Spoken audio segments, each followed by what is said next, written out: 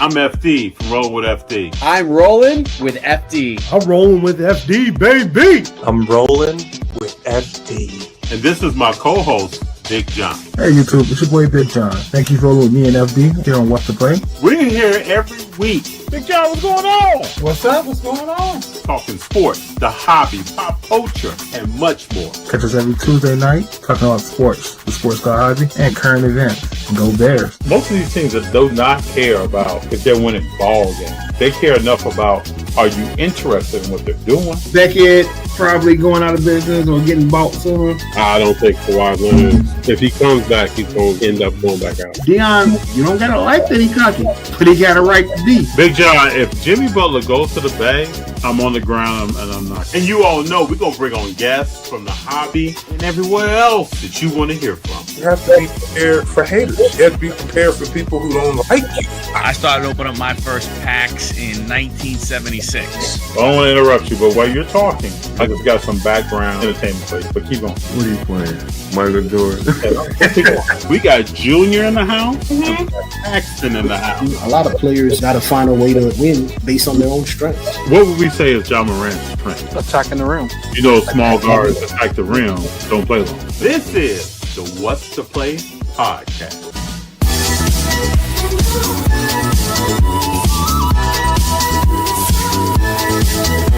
Big Jon, How's it going? what is going down? Everything. I know people are thinking out there that we're going to start this conversation talking about Luka Doncic, but we're not.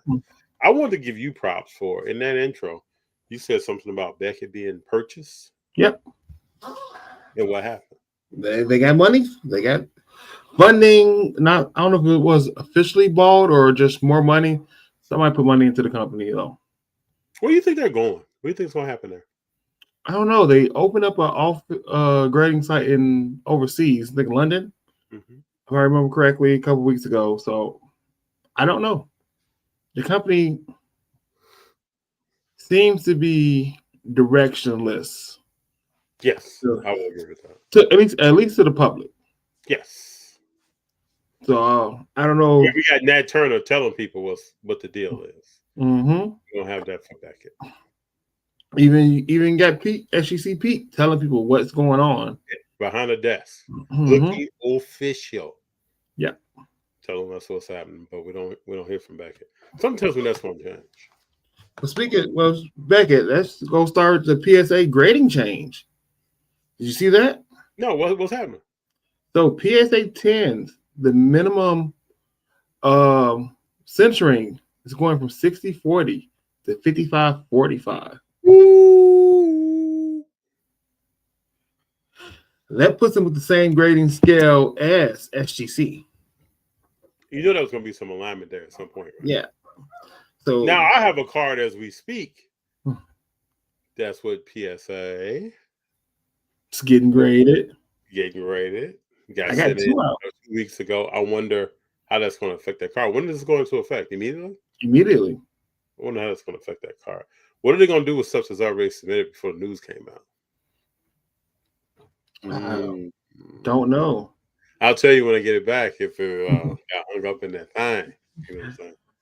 So it's a good, you're going to have this now. You're sending stuff in and get these new asserts. I think it's going to make it harder to resubmit. Yeah. Older stuff, they got PSA. Well, I mean, I would think over time, they want to make it harder. Because, they don't want people doing what I just did. Take a card, crack it out, send it back in. And they don't want that. Now you got me. I've been waiting to send this card in for a while. Now I send it in and stuff has changed. I mean, I would think you got to honor. I would think you honor old rules before that card hit your office, right? I mean, you don't. You're not in the flow of this thing, and we're making changes. For all we know, as the general public, they could have already started in-house grading 55-45 and teaching and retraining the graders. And now that they are proficient, they can be putting it out to the public. You just don't make a change. Good companies just don't make a change and announce it to the public. They test it privately first. Well, maybe they could have tested it where they were like, okay, what's your 60-40? What's your 55-45 grade? Mm-hmm. And but we're going to honor the 60-40 since that's what people who sent in know. But let's see what your grades are. And let's get some data. Because I love looking at data. And let's see, okay, how many would have been a 9? How many would have been a 10? Yeah. Let's hope they went that route. Yeah, I mean, we won't know. I'm sure we won't get told how this process to this decision was made. You think Nat Turner will be with someone like Jeff Wilson? Being interviewed about this soon? Could be. Or Sports Correspondence, one of the bigger platforms, could, get interviewed. It could be a question that's asked. You think we can get Nat Turner? Do you think we can get him here? I mean, don't see why not. It wouldn't hurt to ask. I think I'll take that as a personal mission. There have been some people I've interviewed that I thought I wasn't going to interview. Yeah. Not that I self-doubt, but just thinking at the time I may have had 1,000 subscribers. Am I going to talk to this person? And I talked to him. So I did something yesterday that I never did do. And I went back and actually was looking at just the views of the number of the podcast, just seeing what was going on from an analytical standpoint, and just roughly looking over. I was like, oh. Yeah, because you told me that day, I don't really do that. I was like, you should do that. I don't really do that. This is conversation. This is barbershop talk. This is two boys on a stoop. Yeah. This what we talk about with the phone. We're just doing it for the public to see. Yeah. But I think anyone watching this would know we're very genuine people. I'm not on here making myself to be somebody else. Exactly. Trying to get a view. And I'm not trying to do things for clicks. This is what I actually think. And I think you do the same thing. You represent yourself. There are times that we may disagree on something. That's what we're supposed to do. And I think the viewing public can see that. They're like, man, these are two dudes, both from Chicago, living someplace else, and representing themselves by talking about what they know, think, and have a background in things and sharing their thoughts. So I appreciate everyone that watches, tunes in, listens at a later time. I appreciate all of that. I really do, because I used to be in college in between classes talking about sports. This is 94, 95, 96, 97. And, never would have thought that I had the opportunity to sit and talk about sports in the hobby. Glad that I do. It's here. It is here. So we got a lot going on. Yeah, it's a lot happening.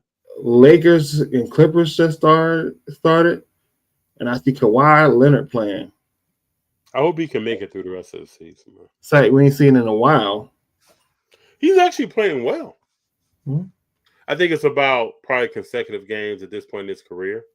I used to play with some guys that had knee injuries. Not as long as Kawhi has played, after so many consecutive games and back-to-backs, I don't even know if he's playing back-to-backs right now. Probably not. You get swelling, you get tightness, you get tendonitis, you get all kind of stuff in that knee and in that joint, and it makes it difficult to come back on that court. I think it's what he's seen in the past. Speaking about people not playing back-to-backs, does the NBA just go to a schedule where they just don't have back-to-backs in general? Just cut it off. To me, that's like basketball, though, bro. That's like it is like basketball. It's like not walking the golf course. It is like basketball, but with all these changes that they're making in terms, I don't say player safety, but more for player benefit, you're not getting people playing back-to-backs. You're not getting stars playing back-to-backs, whether the game's on TV or not. We've already cut down the schedule, how many games are, 3 games in a week, 4 games in a week. If we want to continue to talk about the viewership going down and talk about, stars not playing and load management, do we take that away from them and give them no excuses? Well, you weren't playing back to back. So you saying you can't play every other day? You could do that. I just think you changed the sport a lot. It's changing. I think what the NBA needs to do is bring back some hand checking. Let's bring back some shreds of defense. Let's not shy away from that. Let's get some defense going. Now, points may drop. But to me, it's just like the Coca-Cola survey back when I was a kid, where people said they wanted a certain flavor of Coke by a blind taste test. Yeah. Then they got that flavor of Coke on the shelf and it flopped. Mm-hmm. Because as now, you weren't in a room with a blind taste test. As you walk to that shelf and put your hand out for that Coke, you were thinking about what you grew up on, what you've known, what you like. And now you get back to that same environment and you crack the lid on that thing and you start drinking. You're like, man, this doesn't taste like. I don't care what the test taste said. This doesn't taste right. I think when people say they want more scoring, I don't know if people really knew what came along with that. So, I mean, you could go that route, Big Jon. NFL changed the game. Yeah. So, not saying the NBA couldn't. Let's just all be aware that the game is going to change. Or at least do that second half of the season where you don't have back-to-backs, at least in the second half of the season, where it actually games mean more. You could do that. Give and take. I think it's something that has to be collectively bargained, but just, give and take here, right? But my thing is this, and I'll keep saying this to the cows come home. John Stockton wasn't having a problem. Jordan didn't have a problem. I mean, I gotta work back to backs and opens, whether I'm tired or not. So I work back to backs at work. Nobody's like, hey man, see you on Wednesday, on Monday. Yeah. See you on Wednesday, bro. But just saying, to see so many stars, I don't even talk about injuries. I'm just talking about just sitting out for whatever signs they have as a preventative measure for injuries. Yeah. They don't play. Like, you play basketball. You grew up playing basketball every day. I think if someone tells you have a half a day at school, you begin to expect a half a day at school. Mm-hmm. And I think that's what modern day athletes are. But now, believe me, playing 82 games and with back-to-backs involved, that thing is rough. It is. It's not easy on the body, man. It's rough. But walking 18 holes in 100-degree weather is rough. And concentrating on the ball. Now, if you could get in a golf cart and drive, that's a totally different game. So, I mean, it's rough. But this is how we understand who's that really real. Who's that GREATNESS? Who's on that? It's very. There's going to have to be some changes. I think we realize there's going to have to be some changes in the sport. 10-minute quarters ain't it.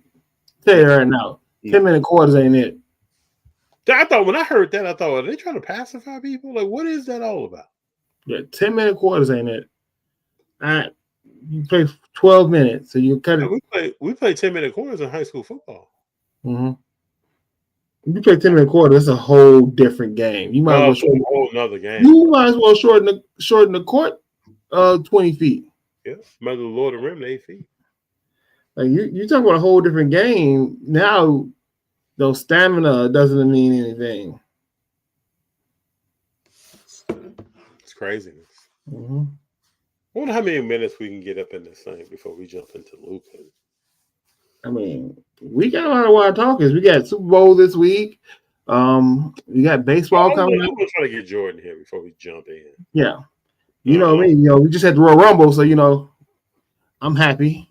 Yeah, I know you are. Yes. Well, speaking of Rumble, what's up with Speed? You think about Speed being involved? Well, you know how everybody who doesn't watch wrestling say, "Oh, it's fake." You look at that clip and you don't think it's fake.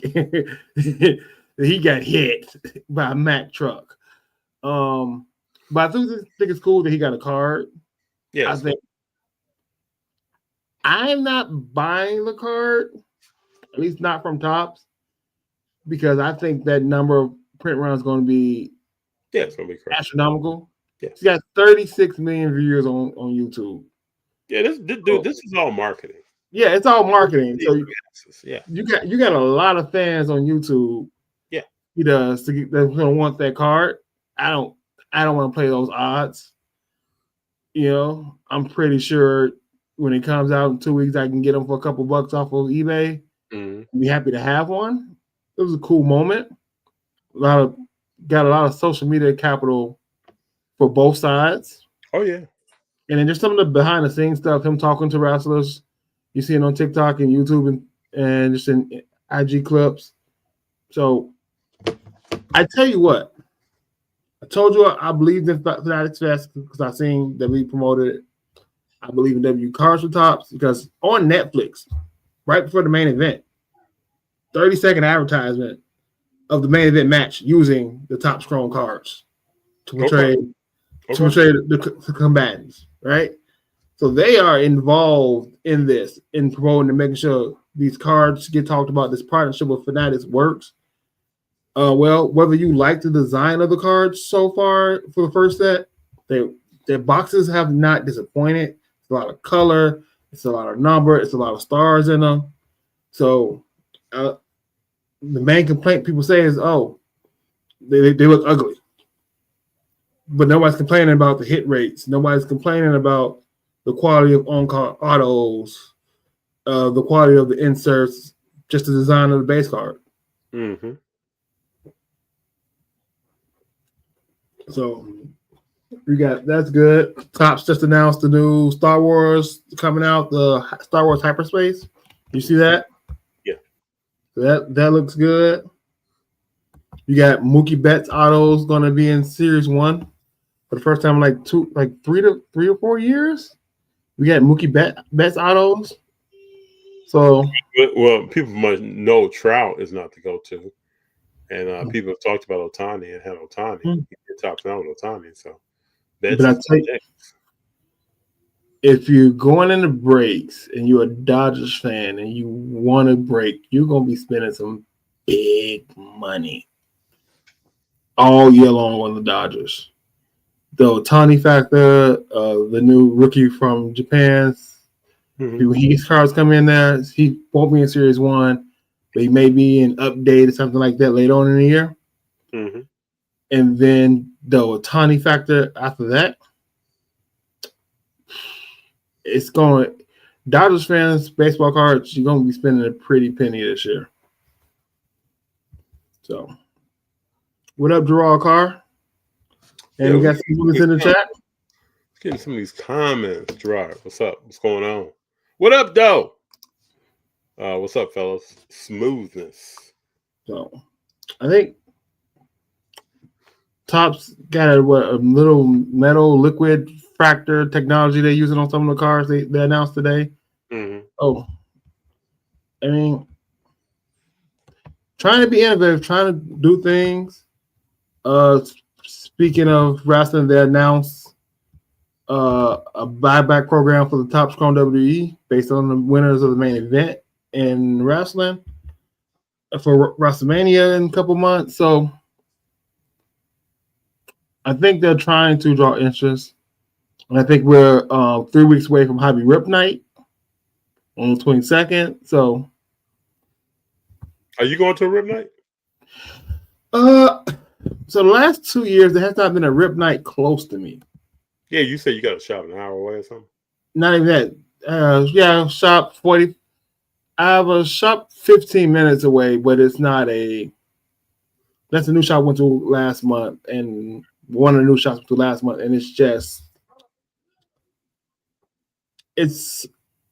I don't know a polite way to say it. It's not a shop that's going to have a Hobby Rip Night. That's just put it like that.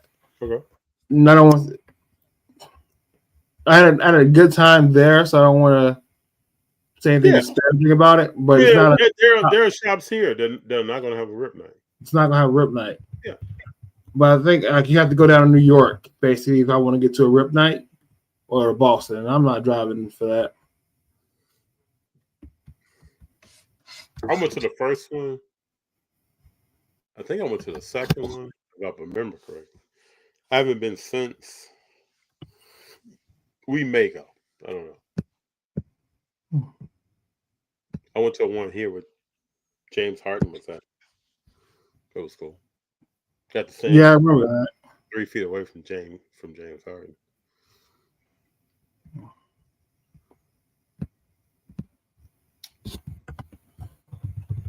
We got LP saying, "What's up? What's up, LP? What's going on? What's up, LP?" So Super Bowl's at the end of the week. Are you excited? Yeah. Oh, before we jump into that, Smoothest said, "I believe the Wemby logo man was fooled by Rip Hamilton rips on whatnot." Nice. Smooth. So before we get to the Super Bowl, too, another observation. I was on eBay today. There are very few Shea Gilgeous-Alexander Prism rookie cards numbered on eBay.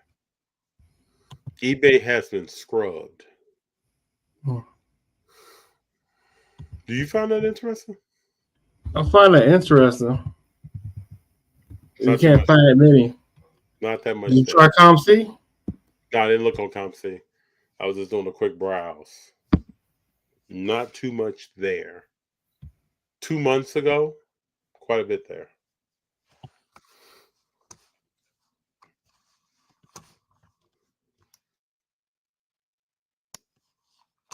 Yeah.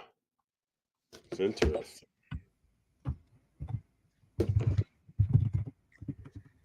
So there, we're talking about the Super Bowl. Press conferences the other day. You saw Jameis Winston doing his thing. Straight kicking it. Asking alley-oop questions, just really anything. To be he's been him having fun. Oh, yeah. But no. Ooh. So I'm looking at Rip Night. It's about 30 minutes away from me at R&D's. I don't know. I might have to go slide out. Yeah, you should slide through, man. See what's going on. Slide through, see what's going on at the Rip Night. Put the face into place. That's a nice hobby shop. I've been there before. It's only like 30 minutes away, so I can probably do that quickly. I don't like driving just to spend money.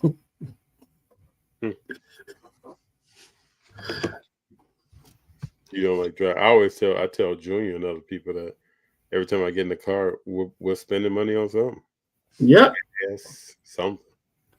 Every time I get in the car, I'm going to spend money on something. Mm-hmm.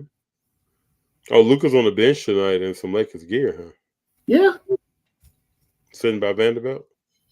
Mm-hmm. Why Vanderbilt sitting so far away? What's up? Because Vanderbilt probably won't play. It's going to be interesting to see how this works. There's going to be a golden question. Was Nico wrong or was Nico right?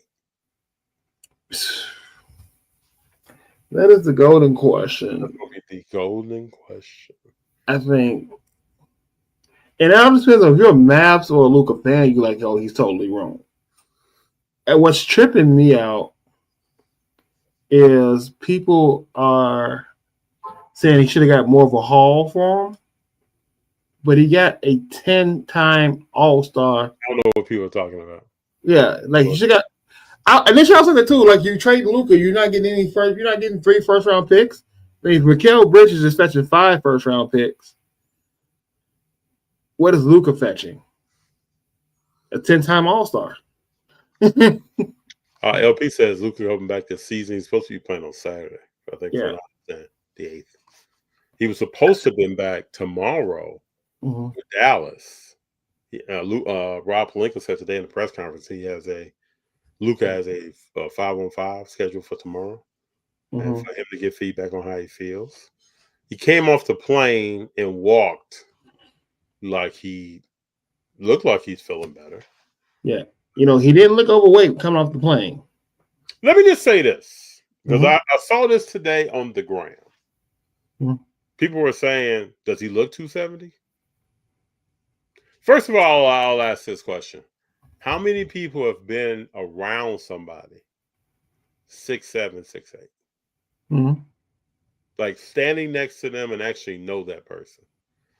Probably not many. Let me ask Jordan. He's up in here. Jordan, what's up? What's up, fellas? What's up, guys? You got a question? He's alive. Yeah.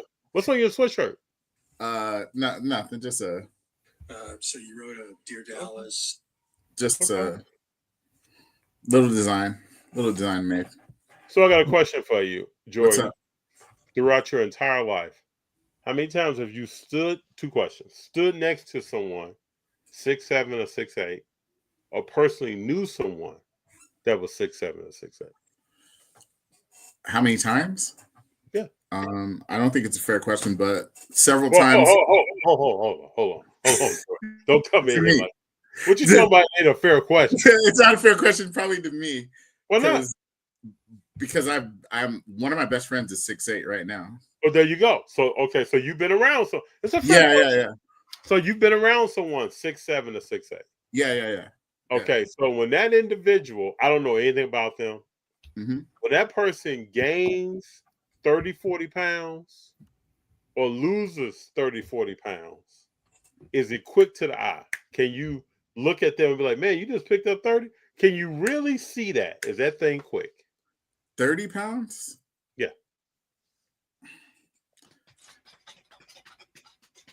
Probably.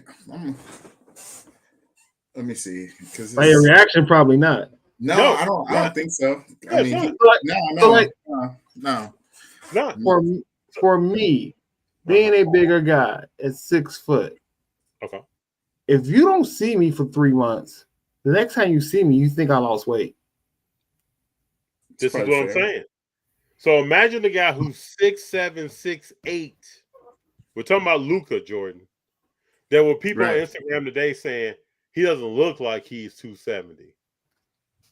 I asked the question, have you ever been around somebody 6'7", 6'8", 6'9", and saw them put on weight, lose weight, and do you notice? Is that jumping at you as soon as you see? No, it's not. No. For sure, no. But when you run up and down the court, or if you're doing something else that is strenuous and your heart rate is up and you're gasping for air, that's a totally different situation than I'm walking around, look good in my jeans and my sweater. Right. Yeah. Wearing tailored clothes. Yes, wearing very tailored clothes.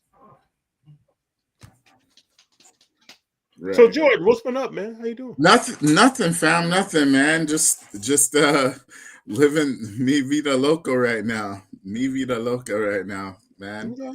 Just a little crazy life right now. Just busy, you know. Are you still rocking that? You still rocking that Commander's hat? Come on, bro.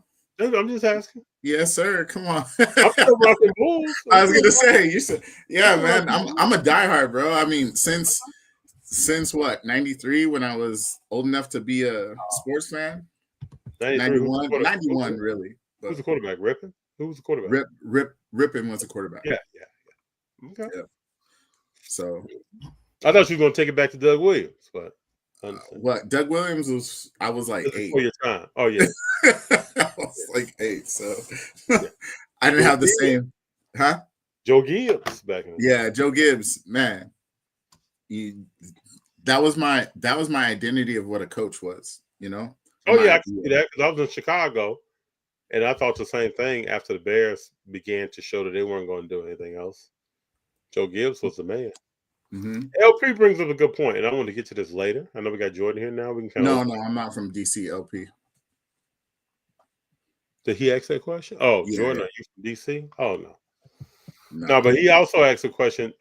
He said or made the statement, doesn't seem like Luka loves basketball. So observation that I was Jordan, did you happen to see the introduction press conference today? No, I haven't seen it. We might jump into it tonight. Luka, you can't really judge a person's And so I'm not picking on Luka people. I just say what I see. You can't really judge a person's demeanor and say what their motivation is. Mm-mm. You cannot. Today during the press conference, though, he came across. I don't even know if he knew he was doing this. Very nonchalant, like looking at the ground, and like he really couldn't believe he was there. To me, almost like just looking around. And then when they got to, I might as well go ahead and pull this. I mean, it's in shock. Why you in shock, baby? Hey, none of us had our first job. None of us had our first job. Don't be shocked. Listen, it took a long time for me to ever feel what it felt like to be fired. And the first time I felt like being fired is probably what Luka feels like. Yeah. Like you said, what? No, you know what? It's like you know, you got the relationship that y'all argue all the time. You ain't going nowhere. You ain't going nowhere. Right. And then she go somewhere. Oh, what? Right. Oh. So all them times that he was talking to their nutritionist team, all the times that they were probably weighing him and logging his weight, all the times he was getting feedback on his defense, he didn't think. He thought we good. You know what? Let Anthony Edwards tell it. He's the best scorer in the NBA at the age 25. So all that matters. Right. Yeah, you make a good point, because to be an exceptional player, because we ain't talking about greatness right now. Because Luka's an exceptional player. Mm-hmm. So to be an exceptional player, you have to be somewhat delusional. Yeah, I see. You got to believe in stuff that nobody has seen. You do or somebody else do in order to do it. So yeah. I get it. The Lakers put up 45 points up in the first quarter tonight. On who? On the Clippers. Okay. Who's playing on the Clippers right now, though? Kawhi's playing. No, so nobody. Nobody's really playing on the Clippers. They're a banana peel away from being the Washington Wizards. Wow. Hey, Kawhi and Harden. The Norm Powell hate right now. Yeah, Norm Powell. Come on, bro. And he's like doing interviews and stuff, like he's been there and seen that. Yeah, he should have been an all-star. Nah. Reserve. No. Norm Powell's obviously his numbers are up because he gets more minutes, but he's using those minutes and scoring. Mm-hmm. So that's right. But you know he's not going to be an all-star just because he came out the gate like that for 30 games. I know. Yeah, you got to do that thing. You do it again next year, Norm, then you'll be on the team. I mean, right? It's what have you done for me lately? Yeah. Two things in basketball. You can't pick and roll your way to greatness, right? And you cannot come out the gate for 40 games and be an all-star. I mean, John Stockton and Karl Malone picked I would say they're exceptional players. I would not use the word greatness, gentlemen. John Stockton. FD. John Stockton is a great player. He's a great point guard. Yes. FD. I don't think. Yeah, John Stockton has two records that will be never be touched. Yeah, we'll be lucky if we see somebody. I get it. Make us worried about it. I get it. But he ain't got a chip. I mean, not everybody's gonna win a championship. That's why everybody's gonna be great, bro. Robert Horry has 7 championships and he wasn't great. Who's this? Robert Horry has 7. He wasn't great. Oh, I'm talking about leading the team. I'm just don't move the goalposts. I mean, don't move the goalposts. Hello, Jay. I'm gonna stand on. You cannot pick and roll your way to greatness. You stand on that. Those are two great players. Yeah, it's not happening. They're those are top 250 greatest players in the NBA. Okay, when is great? Okay, top 75. Let me ask y'all a question. Top 75, right? How low do you go before you stop talking about greatness? Well, they in top 75, then when they all be great? No, sir. Yeah, John, I mean, really? That's 10%. That's 10%. That's less than 10% of how many players have been in the NBA. Okay, so this is where I'm coming from. There are 2 great players every generation. This is where I'm coming from. Okay. 2. Okay. You can go way back in basketball. It's not defunct. There are 2. Hey, thank you, LP. So how far can you go down on the 75 list before you stop talking about greatness? No. There's only been like no. There are 2 generation defining players. That's greatness. There's brother. more great players. Like greatness.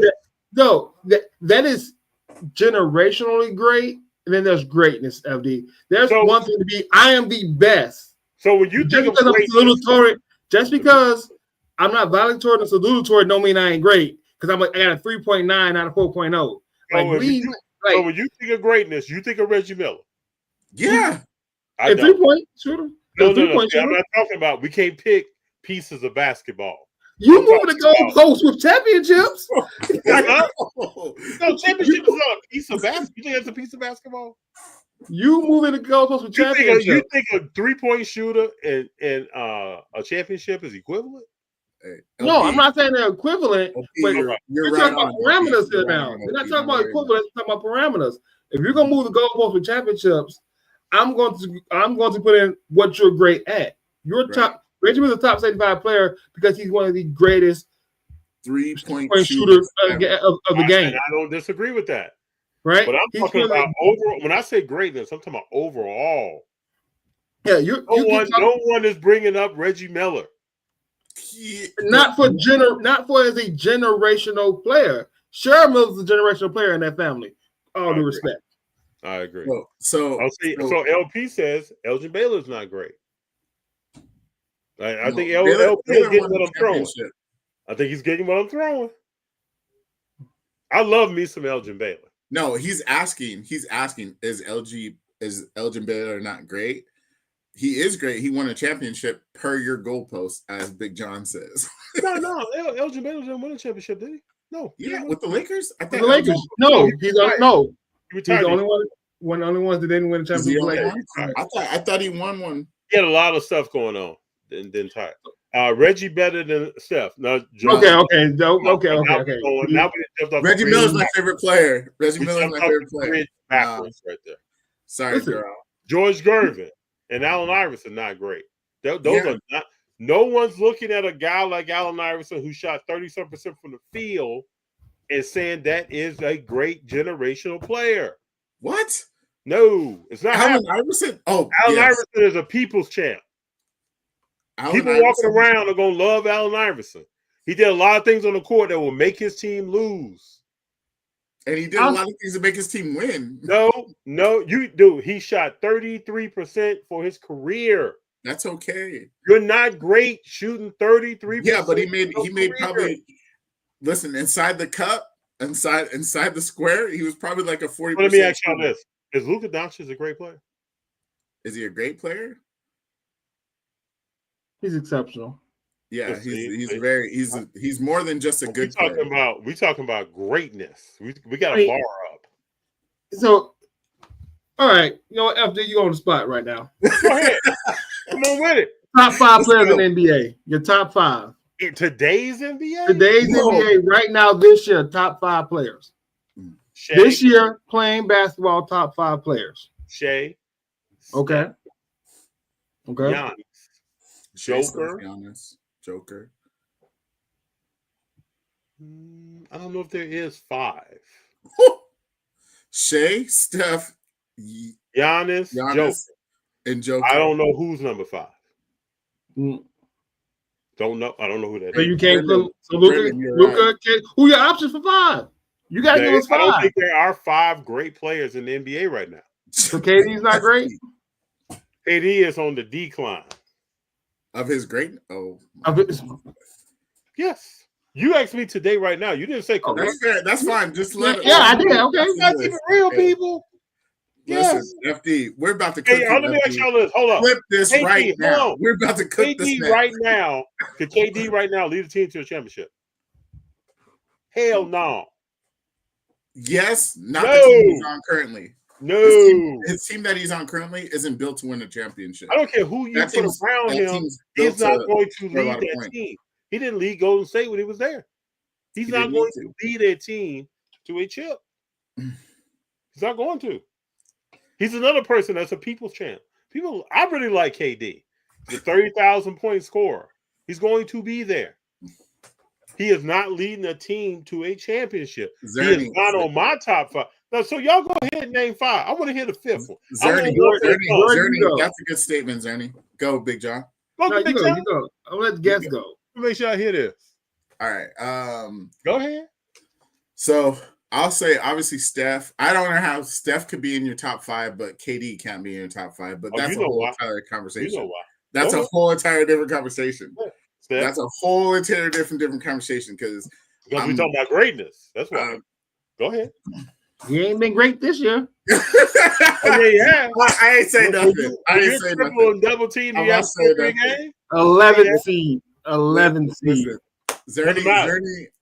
I think Zerny's statement is going to help your argument. But hold up, great or legendary, and the Hall of Fame are the rooms. Talk to me. This is like The Price is Right. Which room are you in? One can be great, but not a Hall of Famer. Yeah, no, and I'm okay with that. That's what I'm saying. I'm saying FD for you. This is a great argument for you, FD. This would help you. Yeah, this would help you. Speaking fact, but Big John, don't Google search something now over there. No. Listen, Steph. I'm going to the All-Star. Oh, okay. You can go All-Star. You got a bunch of All-Stars and shit that would never be great. LeBron. Listen, Steph, LeBron. Obviously KD. I'll give you Yoke. And then my 5th one, I mean, we could throw like 5 players in there for a 5th one. I'll say Giannis. I mean, because Tatum, I could say Kyrie. Like Kyrie's probably borderline for me. Like Kyrie's borderline for me. The only person you added was LeBron. You said the same things I said. No, I said KD. You didn't say KD. Okay. He left Shea out. And Shea out. Shea out. You left the MVP out. Would be great. George, you left the MVP out. Left the MVP out, George. What? You left the MVP out because he's too young to be great. Okay, he's too young to be great. This year. This is his second year. After the year. Hold on. This is Shea's. He's been 2.5 years in becoming who Shea is right now. Yes. Right? We're talking about this year of the first 45 games you've seen. All right. I'm gonna go Shea. I'm gonna go Shea, Tatum. Okay. I'm putting Shea, Tatum. No, he's right. Okay. I'm going Shea, Tatum. Okay. I'm gonna go Steph, LeBron, and Giannis. So let me just ask this. I'm still running 40. Tatum hasn't won any major awards. I don't care about the major awards. Tatum's been to the finals all but 1 year of his whole entire career. Tatum all but 1 year. He hasn't led that team there. The leader is Jaylen Brown. He's the leader, but Tatum's still the best player on that team. Okay, I respect it. All right, I'm not a Boston fan, but we're not going to slander Tatum. Right. And you know, Brown's 7. So when you think of greatness, when you think of Magic Johnson, I'm thinking about this year's greatness. Michael Jordan. This year then this year and last year greatness. Season and a half of great of play. Right? We're not talking about body of work. We talk about body of work. Right? For that year and a half last season, I can argue with taking LeBron out and putting Luka or Brown. We can't put Luka in because he's been hurt. You can't put Luka. We could probably actually use AD. We could use AD. You could use AD. This year, if we're saying currently, like these last 40 whatever games or whatever it is, if we're saying that, then we can't put Steph in there. Steph is definitely not in there. Because of what now? What you say? If you look at if you look at this year, he's at the All-Star break, he's 11th. If you're saying the top 3 player all time, Magic Johnson never played on a bad team. I'm not saying Mike Jones I played on don't the think bad he did. team. I'm looking at the stats, the numbers. I don't think he did. Can we Google that? If I'm gonna sit here and tell you that LeBron, who considers himself the greatest player or top 50 all time, should be one that he needs more help even at 40, I'm gonna say the same thing about 36-year-old, 37-year-old Steph Curry, who's the top 5 player of all time. Yeah, Brendan. They should be one of them in find a way to win. I think Brendan sums it up. My bar is high, Pete. Yeah. My bar is high. I think your bar is fantasy. Hey, your bar is somewhere in the Star Wars universe. Big John. His bar is like a kicker bar on Madden. It just be moving in the snow with low visibility. Okay, with a strong wind. Okay, it's all good. But I guarantee you, anyone over my bar is legendary. Not just okay, not just good, not just some timing. But legendary and greatness is two different tiers. No, it's not. No, it's two not. different tiers. Oh yeah, you can be great and not be legendary. I don't think so. Not in my world. What? Legendaries? I'm gonna remember you forever. I'm going to remember you forever. Who is legendary? Michael Jordan is legendary. Not great. But who is legendary and not great? What are you saying? Legendary is a step above greatness, but not legendary. That's what we're saying. Greatness is I don't here. see it that way. Legendary is here. I don't see it that way. When you cross greatness, when you're here, you are a legend. Legendary things you're never going to forget. Who Steph Curry is. I'm not saying you're wrong. Okay. But legendary is a level above greatness. Allen Iverson is legendary. He's not great. He's legendary. No. Listen, Antics are legendary. Hold on. The reason why AI is legendary, though, it's the same reason for Steph. AI changed the game. Steph Curry changed the game. People want to be AI. People want to be Steph Curry. So just because AI doesn't hold any records doesn't make him non-legendary. He's a people's champ, man. I see where you're coming from. There's nobody coming in the league doing what AI did. I see where you're coming from, and I respectfully disagree. I'm just saying the next person that did what AI did was Let's look at some numbers.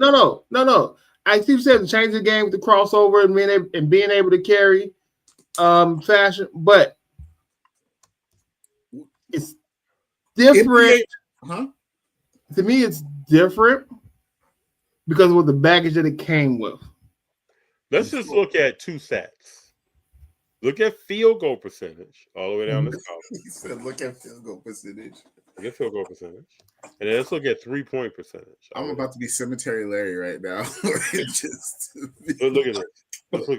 This bruh in 2008, 2009 shot 28% from the three. FD, you got me in here yelling, kids trying to sleep. Look at it. 2002, he shot 27% from the three. No. His second year, he shot 29% from the three. Who? This is Allen Iverson. They didn't shoot threes back then like that. Bro, I don't care. But if you took one, you should not be shooting 22.5% from the three. That was good back then. No, that was not good back then. For a point guard, probably. No, that was not good back then. No, sir. Oh, man. This dude is a people's champion. People love to see him. They bring emotions out of people.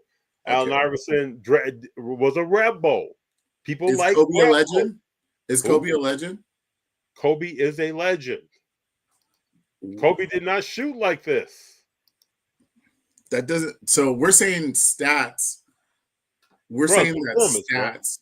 We're saying stats are the way to justify if you're a legend or not. It's performance. But his performance, albeit let's say subpar, was still great enough to carry a team to a finals. Think about it. When the Lakers played the Philadelphia 76ers, who was guarding Allen Iverson? Lou, and then they switched to somebody else. Kobe didn't start the series guarding him. No. Why do you think that is? Because they weren't worried about him, and then he smacked him. Why do you think that? But why do you think that is? Because they didn't think he could. They didn't think the one man could beat them. They didn't think he could shoot efficiently enough to be a threat but he didn't have to shoot. He gets to the cup. But you're still shooting 30%. That includes you getting to the cup. So you probably 20-something from the field. You probably 20-something from 10 out. But you get into the cup to help you out. It's like there are stats right now that show LeBron is shooting horribly past 12 feet. He takes the ball to the cup. He's shooting 75%. Right. Yeah. But that doesn't negate what you're doing though. Oh, it does negate what you're doing. If you can't hit a consistent jumper past 12 feet, you are not a great legendary player. I don't know about that, FD. You're not. How could you be? How could you be? FD. No, we have this thing in our head where we like Allen Iverson. No, Allen Iverson changed the game. There's a 30 for 30 on how Allen Iverson, you literally could just Google it and it will tell you. Like, no, I'm asking you. In what way did he change the game? Allen Iverson made it so you can carry. We go to AAU, we got sleeves. You got NBA players wearing sleeves. You had the way that you dressed. That's dress code. I'm talking about that's huge. That's culture. That's culture. We said it 2 weeks ago. That is culture. That has nothing to do with greatness playing the game. Allen Iverson changed the culture of basketball. Okay, Jordan. he changed the dress that code. would make him legendary. No, but not from a performance standpoint. No, Allen Iverson changed the culture of basketball. Okay, made it more hip hop. Made it more in the city. The braids, the sleeves, but the crossover is the only thing that changed the rules in the game of basketball, right? That changed the rule where you can now you can carry his crossover. Okay, and I'm gonna say the man played through everything and anything. He did. He was a warrior. Right?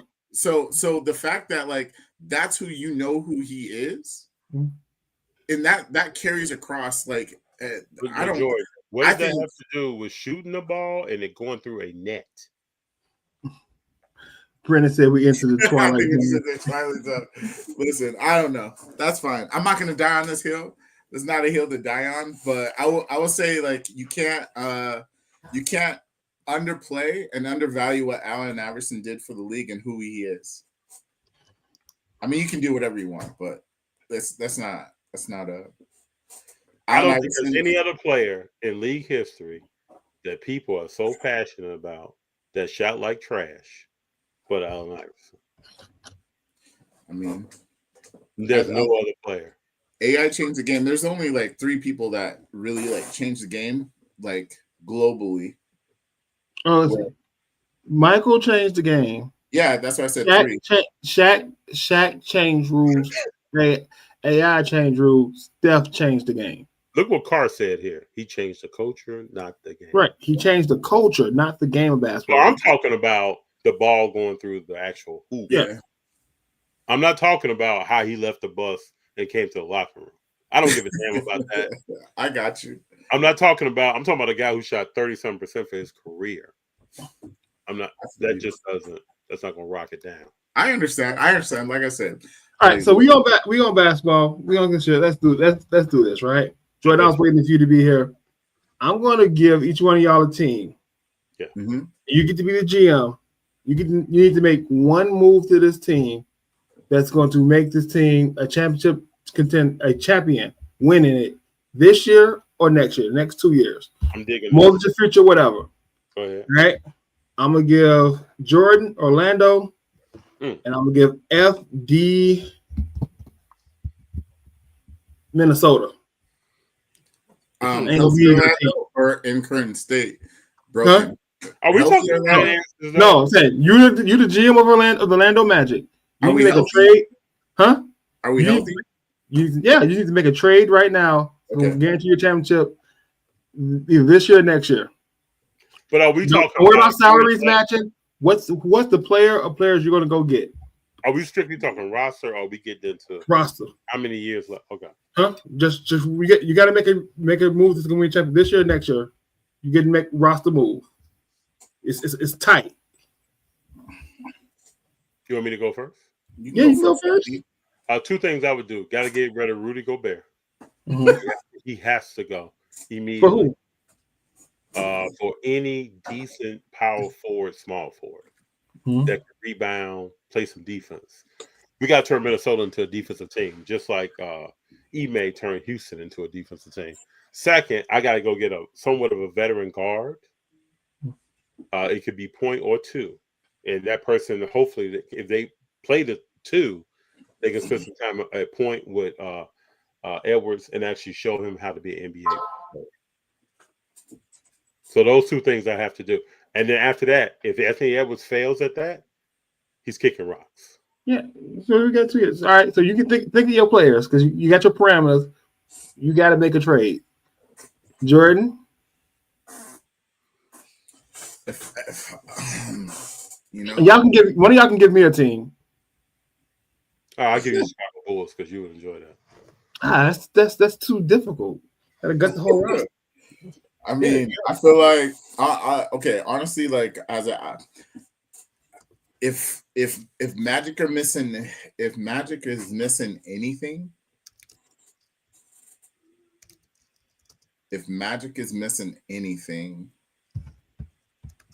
you got Paolo, you got Franz. I know you got Franz, you got Anthony down there. Anthony Black. Slugs. Why can't I think of who the center is? I'll give you the roster in one moment. I can't think of who the center is. It's the center that because Mo comes off the bench. Yeah, you got Anthony Black, Jonathan Isaac, Paolo, Jalen Suggs, Caldwell Pope. I like Magic's roster. Wendell Carter. Yeah, Wendell Carter. I like their roster, but if I'm gonna insert anybody, even though they just paid him, and I just paid him, I might go get.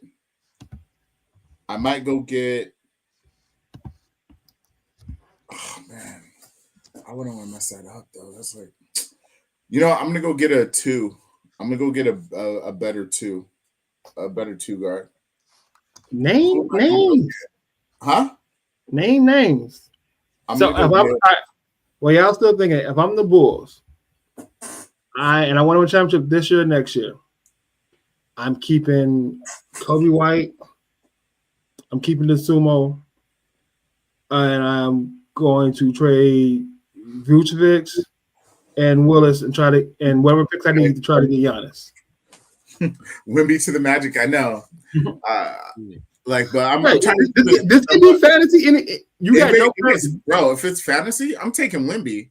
If it's really fantasy, if we're just doing whatever, and the reason you're doing what, George, that's why you're doing whatever. Because this trade from Luka to AD, nobody in their right mind would have thought to do. So this is your backdoor deal. You can go get whoever you want to go get to make your team the two win a championship in the next year and a half. Players that I would if I could only get one of them, the 2 players I would really go after. The reason why I would go after the alien is because you're never going to score on us.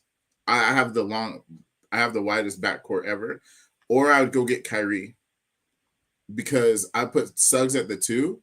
Kyrie, one, he can take over the game, and then he got Pablo Bancaro to do whatever he wants, and then Franz and those guys, that would be with bigs, with dunkers.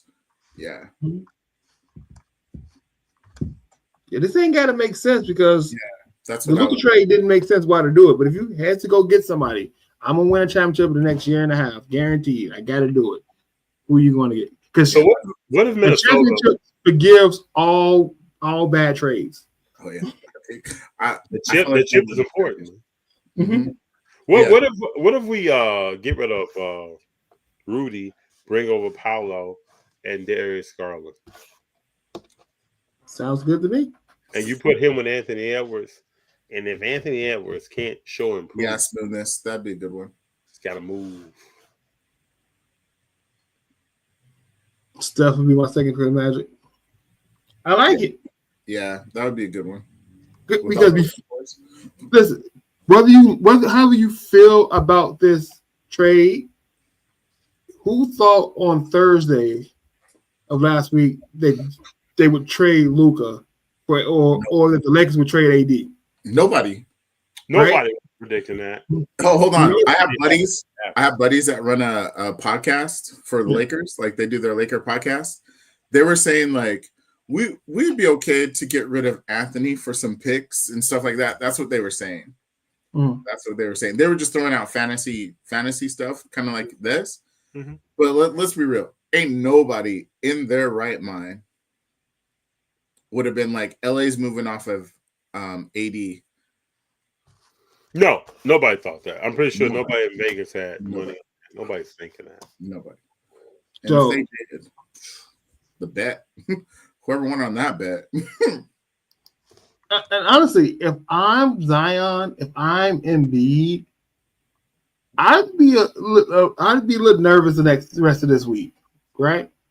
Well, Zion's on the move. Yeah, yeah. I would be nervous just because my GM want to decide they want to put their pair on the table and just do a backdoor deal with somebody and get rid of it.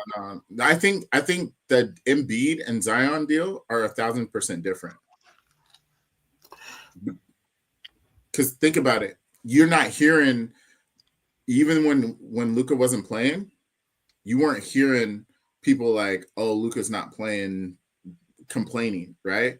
We're hearing Embiid's not playing. This is like the 6th game. He's choosing not to play. You know what I mean? Yeah. Zion, all we're getting is wait. Wait. That's why I say I would be worried. I wouldn't be comfortable that I'm still going to be with this team by 3 p.m. on Thursday. Oh, I wouldn't even worry about it if I'm. Well, Lincoln said today that they were talking about this Luka trade for months now. Who? Pelinka. So if they've been talking about this for months, that means they don't want to blow up the spot and badmouth anybody and let other teams know what they're doing. I look at Philly as they actually want Embiid. Yeah. And they want him to do well. And they're wondering why can't you get that done? Hey, Brendan, you were right. Brendan is right. That last comment, yeah. He is right. Yeah, but it's not gonna work though. It's not gonna work. It'll work for the next 4 years. What does it take? So we throw this term around, face of the league. So-and-so's gonna be face of the league. What does it take? What are the parameters? What are the characteristics that are needed to be face of the league? It's whoever they want to promote. Yeah, it's whoever they want to promote. No. You are consumers. We're not out here as idiots. We're consumers of this. Okay. So they have to present us with someone that is believable. That we want to buy jerseys and shoes from. We're gonna buy Luka. Those are some parameters. It's deeper than that. That player has to have TV is going to invest in. That player also have a global reach. That player has to be so when we talk about global reach, that player has to be able to conduct an interview. Mm-hmm. That player has to be able to pick up a can of Sprite and make you want to go buy it. Mm-hmm. Who is that? I mean, I agree. I heard this the other day too. Is like I think they really are trying to push Luka to be the face of the league. Oh yeah, of course they would. Why wouldn't it? They given it to Anthony Edwards, who has fumbled it. They gave it to Ja. He fumbled it. Why would you not? But it's still not going to work. Check out Francisco's comment. What we got? Do you think the long-term future success of the NBA will be to focus on teams rather than individual players?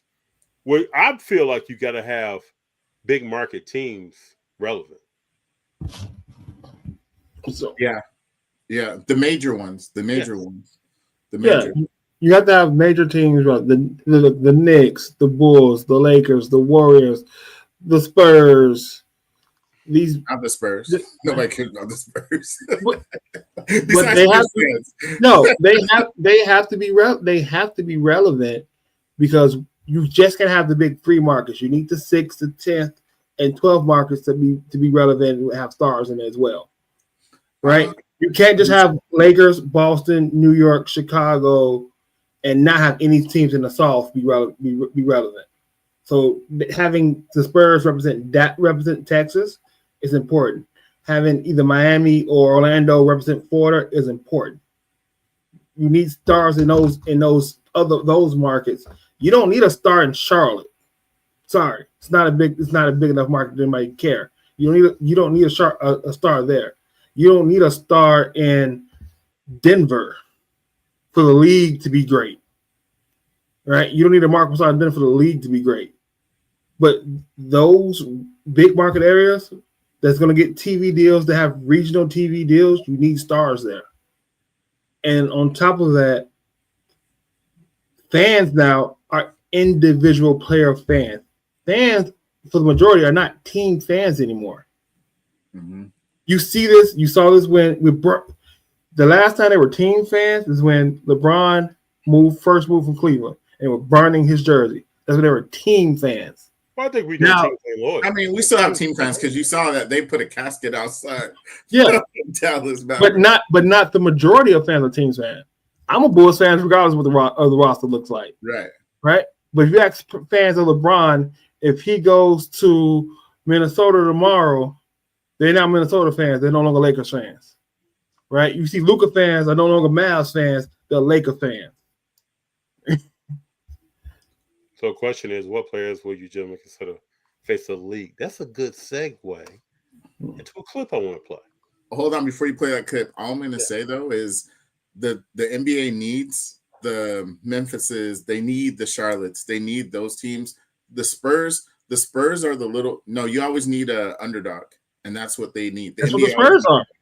Yeah, that's what I'm saying. That's why, like, the Spurs are always the underdog, like, little story. You always need those teams. But you don't need a star in Charlotte. You don't need a star. You don't need a star in Charlotte. You just need Charlotte every 5 years to look good. That's what I'm saying. You need New Orleans once every 5 years to look good. You need the majors, but you always need that, let's give that person a hope. Yeah, but you do know Charlotte and Orlando is the minor leagues of the NBA. Mm-hmm. So you go there, perfect your game a little bit more, and then you bounce out to a major market. That's how Shaq did it, and other places. Dwight did it. Yep, Dwight was balls at one point. But when we say face of the league, just look at his body language. Just look at his body. Look at this dude, look man. At that body language, boy. Look at this dude, and look at this guy. How am I selling this bullshit right now? Look at this guy. FD. Look at him. Now, let's play this. He's going to get some serious questions here and see how he responds. He wrote a Dear Dallas letter to fans. It was, very heartfelt. And you talked a little bit about, your shock. How are your feelings toward the upper levels of the organization, Nico in particular, or the decision to trade you? Well, that's their decision, so I have no comment on that. They made the decision. I don't know why. But that's their decision, so I can't do nothing about it. And then one of the reasons that was given was that there was concern that, beyond this summer, or that there's a chance you might not agree to the Supermax extension. Did you or anyone on your inner circle indicate that might be the case? Absolutely not. Yeah. Bro, you can't ask somebody, hey, did you want to leave your wife? Do you want to be with a new girl when your wife left you? No. What you mean? What you mean? No. She left me. What you mean? Do you see face of the league when you watch that clip? I mean, FD, he's hurt, bro. I don't care about being hurt. I don't care about any of that. This is a business. Guy's not the right. No, he's not. No, he's not. Listen, the line of questioning was very bro. That's horrible. No, I would ask him, Big Jon. They only asked him about his weight issues. What do you think? FD, hey, Big Jon. FD loves it when that's FD in the crowd right there asking him that question. I would ask him that question. FD, that's a setup. What are your thoughts when people say you have a weight issue? I would ask them that. I'm also the same person, though, who has been saying for years that Luka is not in shape and doesn't give a damn about being in shape. No, because he can smoke, drink beer, and play at an elite level. But not an elite level. At an elite level. Not an elite level to win a chip, which is in line with greatness. That's not happening. I still feel like I don't know where we as a whole decided that championships were your measuring cup for everything. Jordan. I don't think so, because you couldn't beat Jordan. That's why it's the measuring stick, because you couldn't beat him. Yeah, but at that time, but if you think about it, at that time, Charles Barkley, you couldn't say anything bad about Charles Barkley. Yes, you could, because he was overweight. No. I'm saying like, you weren't saying that he was a crappy player. You weren't saying he wasn't good enough. You weren't saying any of that. He could be the greatest basketball player in the world. Like, again, you're measuring that you couldn't be the greatest basketball player in the world, that now you're not an elite player. You're not great. You can't be legendary. That's not fair. Well, just to say that it ain't about being fair. There are 5 guys on the court. If you're great, you're 20% of what's on the court. So you got to be able to control what the hell's happening on the court. So that's why greatness comes up. Because if you're not winning chips, you're not pulling your 20%. Because if you are great, you probably pull more like 40%. I don't know. Like, that's what I'm saying. Like, when did we? I really feel like there was this a line.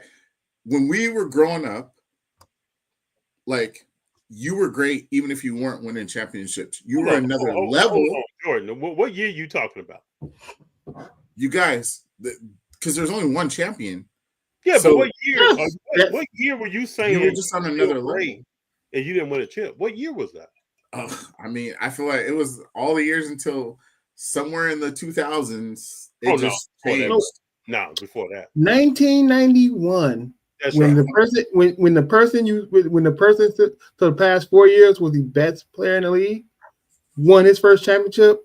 That's when winning championship mattered. When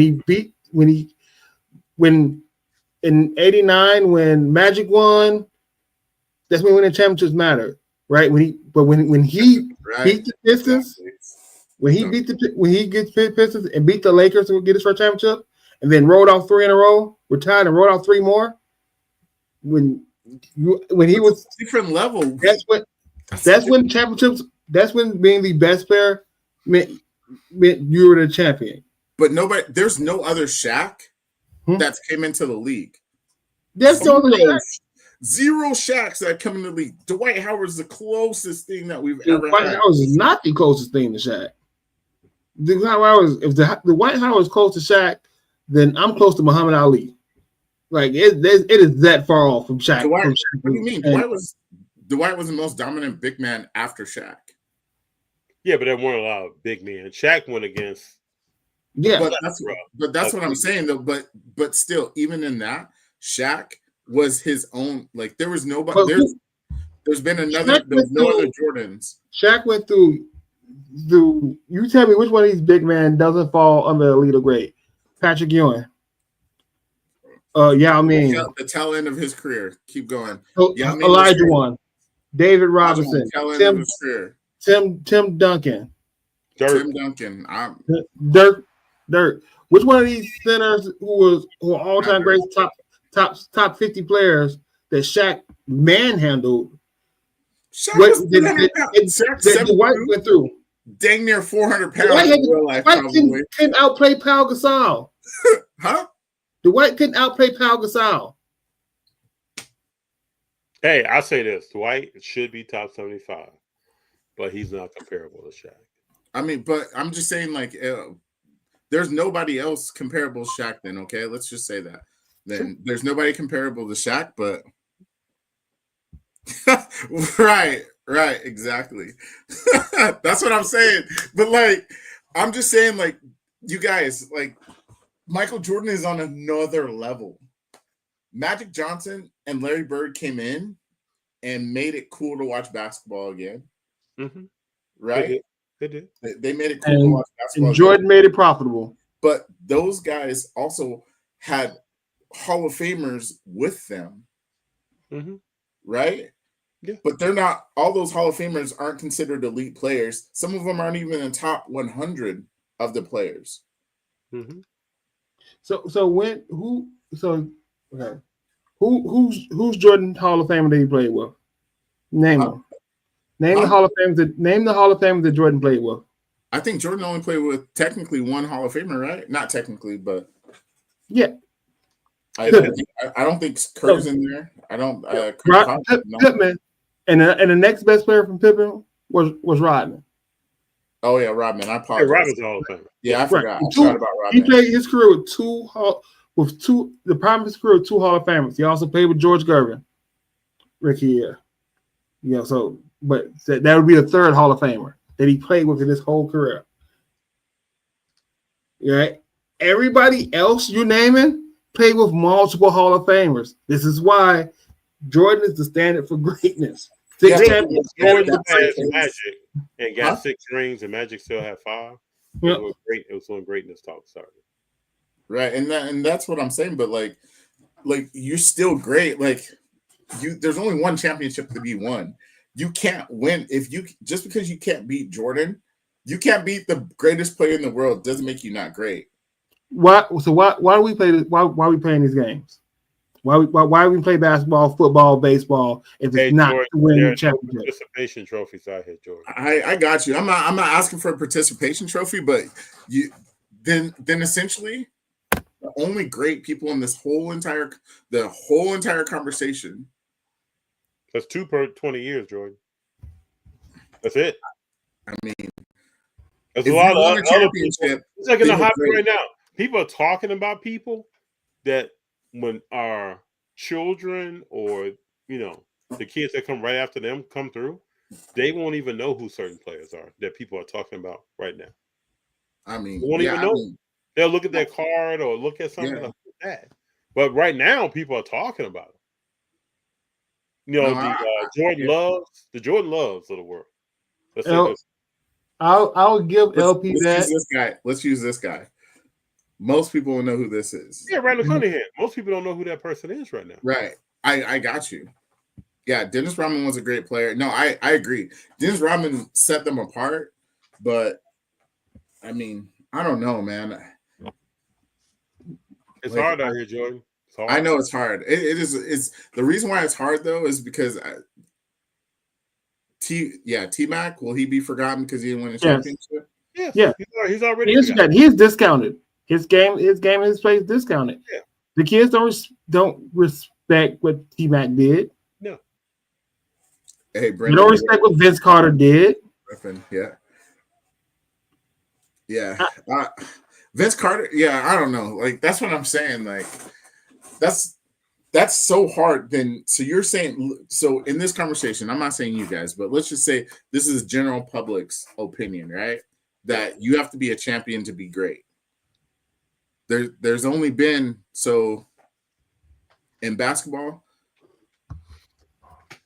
we got Will Cousy. I will simplify it. You have to win a championship to solidify your greatness, right? And if you want to be the very best and consider to be in the top 1, 2, 3 Michael Jordan conversation, in your prime, other people can't be winning championships in your prime. You gotta dominate your area. This man has a championship. Who? Gary Payton. He got one at the end of his career in Miami. Yes.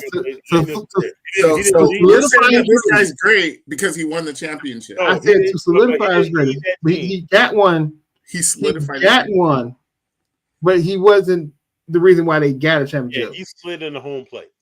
Him, Carmelo.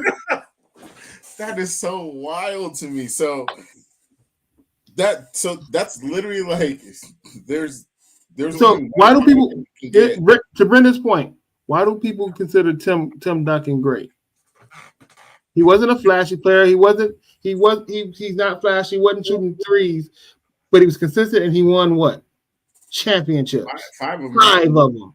But listen, let's use this and let's bring it back to like our card world, right? Well, that's a great disconnect. Yeah, nobody cares about great disconnect. Nobody cares about him like that. But again, in the card world, outside of LeBron, Curry, Kobe, Jordan, what Hall of Famers when you at a show, people are asking for. Are they looking for Gary Payton cards? Are they looking for Tim? Are they looking for Tim Duncan cards? Are they looking for Scottie Pippen cards? No, they're not. They want the new shiny. I want the Wembys. I want the Palos, the Checks, the Shays, the Lucas. But the only saying that David Robinson in the first 100 games had more points and blocks than Wemby. First 100 games of his career. When was the last time you were at a show and somebody was asking about David Robinson? David Robinson, yeah. No, I'm with you. So, and that's what I'm saying. Like, I part of what I'm saying, but man, that's so tough for me. Like, it's just so tough for me because it's a hard world. It's hard out here for me. It's illogical. That's illogical. Not illogical. Yes, no, I think it's illogical sometimes the way the hobby goes. Oh yeah, you can't flip the script every 8 to 9 months and what you're talking about and who you're after. Machado? Yeah, who you're running for. It just doesn't work like that. Allen Iverson's cards are okay, but some of them move. Just depends on where you're at and what's fun. His rare stuff is still very sought after. Who? But he is also like Kobe.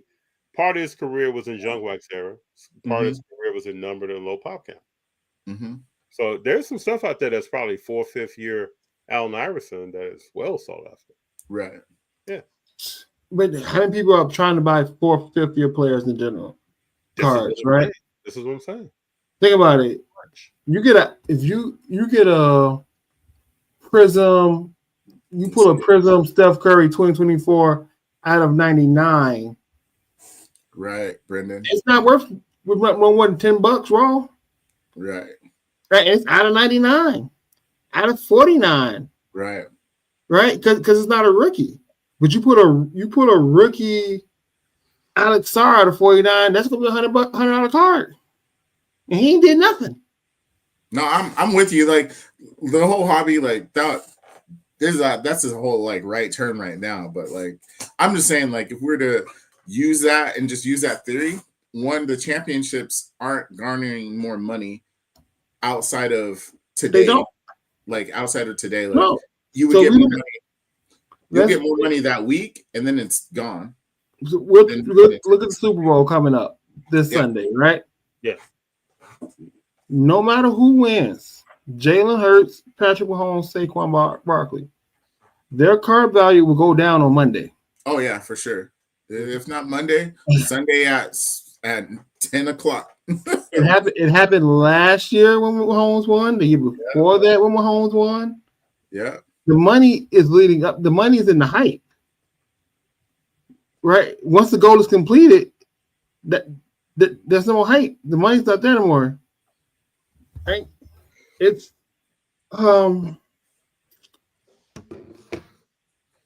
sometimes you think these newer cars in this hype cycle, you're like it's got to be a pyramid scheme, right? Yeah. So if I don't sell now, I'm gonna get held with the bag. So let me get the bag to somebody else.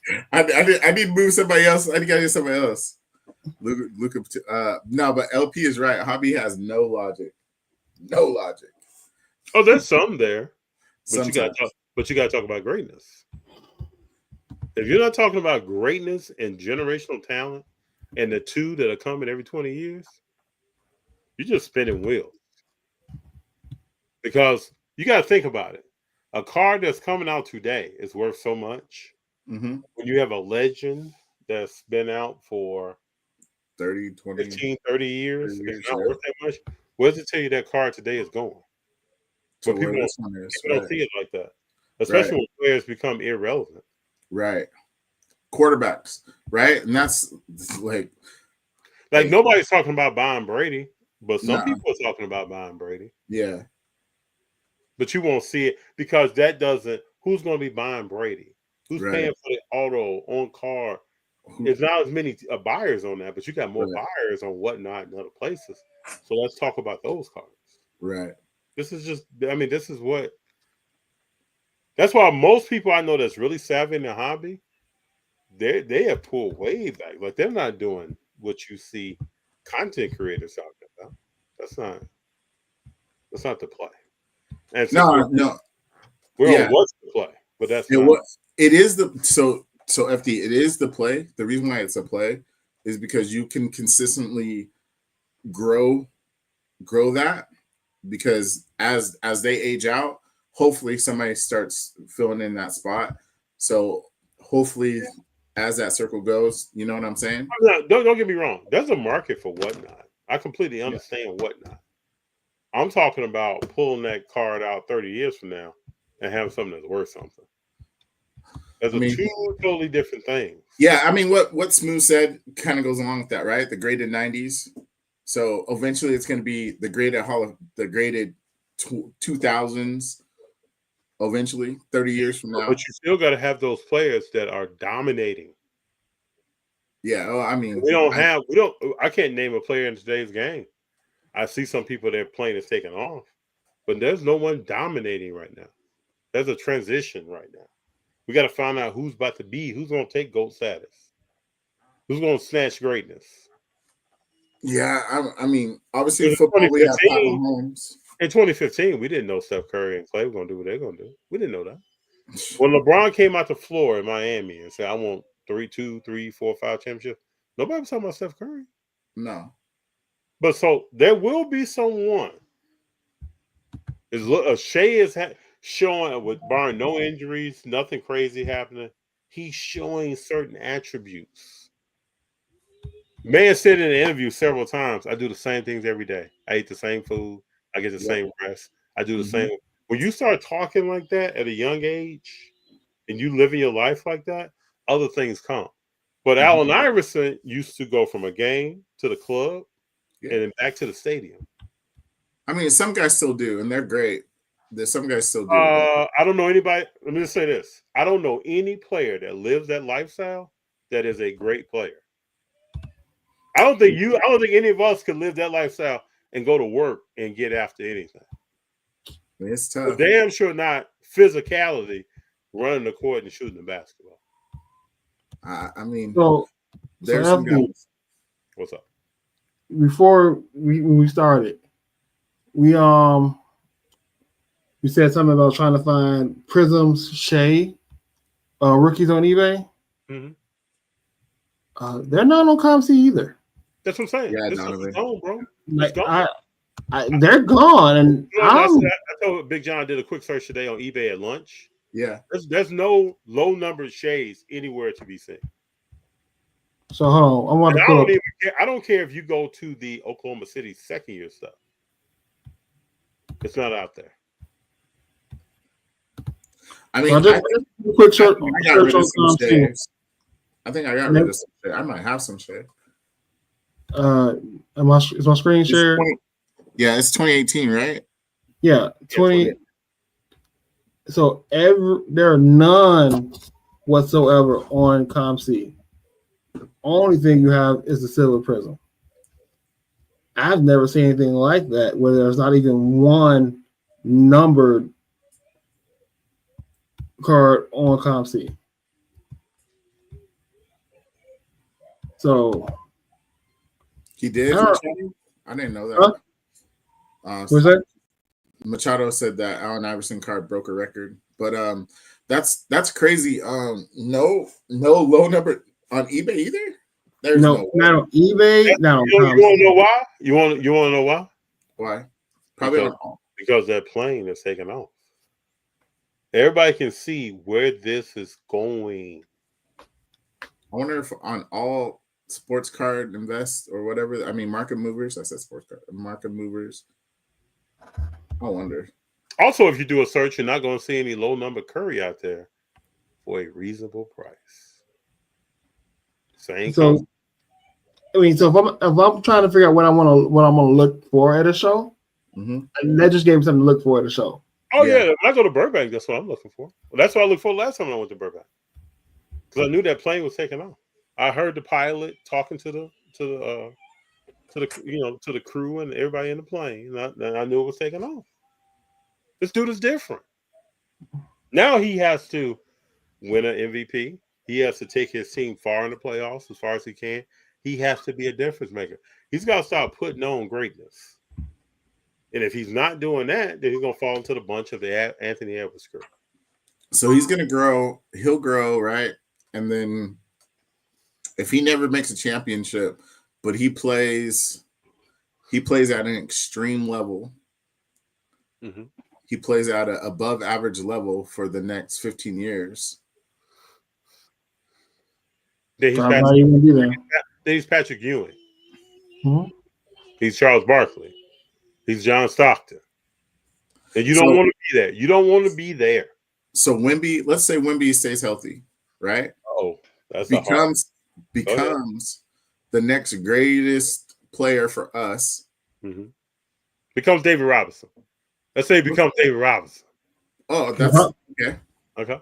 But without the championships, he's got to win the championships. Let's just say Wemby becomes the Spurs and beats the Spurs and wins 5 championships. Let's say we give him 5 championships over his career, right? Shea has to play Wemby. Let's get who else is young? Let's say Paulo becomes above average, right? He becomes great. He wins a championship, right? We got the young Rockets team. Let's say we got the Rockets team, right? Yep. They become great. We're going to discount that if Shea's trying to go through the gauntlet of absolutely. And I can tell you why you're going to discount it because Shea was up first. But let me say this: if Shea snatches championships from Paolo, if he snatches championships from Wemby, and don't let it be multiple championships from Wemby, Shea is going to a level of greatness that none of these other players will ever see. But you're skipping something. Shea is now in the time frame where he's snatching championships. He needs to be snatching championships from Tatum, Embiid, Anthony Edwards, Jokic. The teams he's playing. Yeah, he's snatching championships from them. Mm-hmm. In 3 years, you're talking about he's snatching championships from the other guys you're talking about that are younger than him. Right now, he's be taking championships from his peers now, and the people and the legends of his time. He needs to be snatching championships from Curry, snatching championships from LeBron, right? So but when you say all of that, championships from Luka, that's what Tatum did last year. That's what I'm saying. When you say all of that, ask yourself, what is Luka doing? Mm-hmm. Nothing. Shea's peers is not Paolo in them. Who is Luka snatching something from? I mean, Paulo's only a 2-year difference, 3-year difference, 2 years. Yes, difference. But look at the team building. Right, that team is not 2 years away from a championship. That team is 2 years away from being where Oklahoma City was 2 years ago. That team is one player away from the championship. Paulo won't even be there in 2 years. I'll be surprised if Magic let him go. But FD, we can put a pin in this and come back to it later. We can put a pin in this. But I still ask the question. While we're talking about snatching, I'm going to ask this question again. What has Luka Doncic snatched? And who is he snatching it from? I mean, Luka's he is a person that's been crowned something that hasn't done that. So Luka hasn't taken his team to the championship like LeBron did? No. My question was, who did he snatch a ring from? Oh. He's not living that life. He's the guy who comes out and scores 70, 60, and have a triple-double and score 70. So Luka's our Carmelo Anthony. Yes. You're absolutely right. And where is Carmelo? Hey, first of all, let's not get started on it. They did Carmelo wrong. They did Carmelo wrong. Okay. LeBron gave a few more checks with the Lakers. Hey, he did give him a chance, but it was not the right fit. Come on, guys. Like you guys know. He said checks, not chances. Checks. Oh. Yeah, but where's Carmelo? Where's Carmelo a good fit at? Carmelo's a good fit. 3 and no D. Where's that a good fit at? You know what? Off the bench for the young boys, he would be good for OKC. He'd be good there. You think he could play with Shea? You think Shea would have that on his team? Off the bench, yeah. Shea wouldn't need him. They don't have anybody on the team right now that's Carmelo Anthony like just shooting and no defense coming off that bench. I know, but that's the coach. But that's near here. I'm just saying that would be good. That would be good. That would be good for him. Freaking Philly, he would be a murderer. Yeah, well, let me say this, Donovan. He hasn't snatched a ring from anybody, but he's snatching an MVP from Luka. Yeah, he hasn't won. We're just saying that's who he needs to be taking the ring from. Yeah, all Luka did was get to the finals. That's it. Same thing that Jason Tatum and Jaylen Brown did 3 years ago when they got to the finals and lost. Then Luka got to the finals and fouled out of a game. Yeah, I don't think. Hold on, Machado. I don't think Luka's gonna. I don't think Giannis is gonna go to a different team. I think Giannis will stay unless something crazy happens. Something crazy would have to happen for him to leave. We might have to clip this because Giannis might be on the move. I don't know. Unless something crazy happens. They get a new coach. I think Giannis is staying. Yeah, did Carmelo play in the finals? No. Western Conference Finals. As far as Carmelo is great, but not legendary. That's what we talking about. Cerny, you're great. Yeah, he's not legendary. He's not legendary. Carmelo Anthony be in the Hall of Fame. Yeah, he'll be in the Hall of Fame. We're gonna say he's in the great room, not the legendary room. He'll be in the Hall of Fame. But like Dion said, who's in that upper room? Yeah, that's what we're talking about. Well, Melo is not in the. Melo is not in the upper room. Do we want to talk? I want to talk about Melo. Hey Siri, what rank is Carmelo Anthony on the scoring? Okay. This is something that's irritating me for a bit with this conversation with Luka. Him only being 25 years People old. lean on that, man. People lean. Why are we leaning on that's what his age is? What his age is when talking about he just into the finals. Going to one finals doesn't guarantee you're going to get back there again. You'll be there. Just because you did it at 25. And Dirk then made two finals. that trades you because of your fitness level. He got his team to the finals. I don't care. He got him there and he lost. Who got their team to the finals in 1978 and lost? 1978? Yeah. No keyboard, no nothing. Nobody cares. Who the Bulls beat in 92? Who the Bulls beat in 92? That's not even the same context. That's not even the same context. Clyde Drexler got Portland to the finals once. Yeah, we care about Clyde. When he was 20, when he was 20 something. Clyde was top 75. Yeah, but Clyde won a championship later. If he'd have never won a championship, no one's talking about Clyde. Man, you guys are killing me, guys. Yes, I'm worse if Luka's on the Bulls. Listen, I still remember John Stockton. I still remember the Lakers losing. I still remember Celtics losing. I can tell you all the teams that lost too. Yeah, they had great players. You tell me the teams that lost and the players on that team. Yeah, they were great players. Remember, every great player that went to the Lakers has won a championship besides Elgin Baylor. You know what, though? Let's say this. I appreciate Jordan. I appreciate Jordan. Jordan is optimistic. Very optimistic person. I appreciate that. But when we start talking about greatness, that's all out the window. We're looking at results. Resumes. So Machado asked me if I would have the same energy if Luka was on the Bulls and got traded. Yes. And I'll say this right there. You're a liar. I am not, because Derrick Rose is only a Hall of Famer to Chicagoans because of what he did for the city. He should have got to the finals and he should have beat LeBron in the East Conference Finals and got to the finals. So he's only a Hall of Famer because I'm from Chicago and I love him, not because of what he did on the court.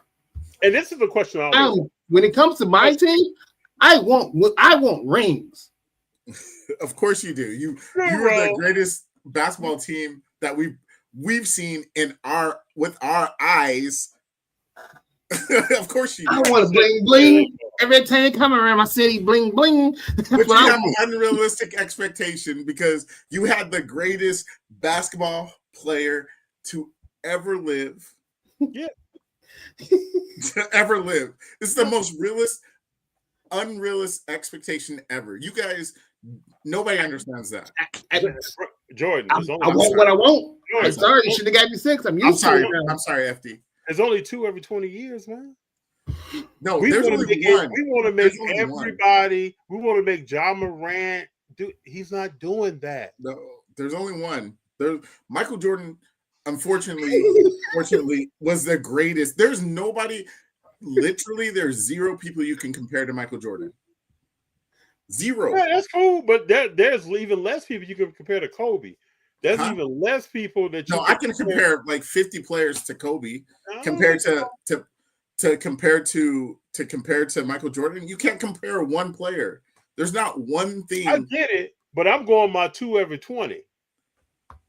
There's only a few players you can compare to Steph Curry.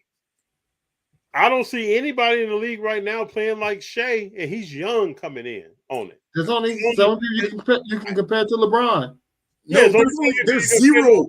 LeBron is a one of one. There's nobody. He plays a lot like Magic Johnson. He plays similar to Magic Johnson. Yeah. Better shooter, better scorer. Yes. Better facilitator. Yeah. Better defender. Maybe. Yes. Everything.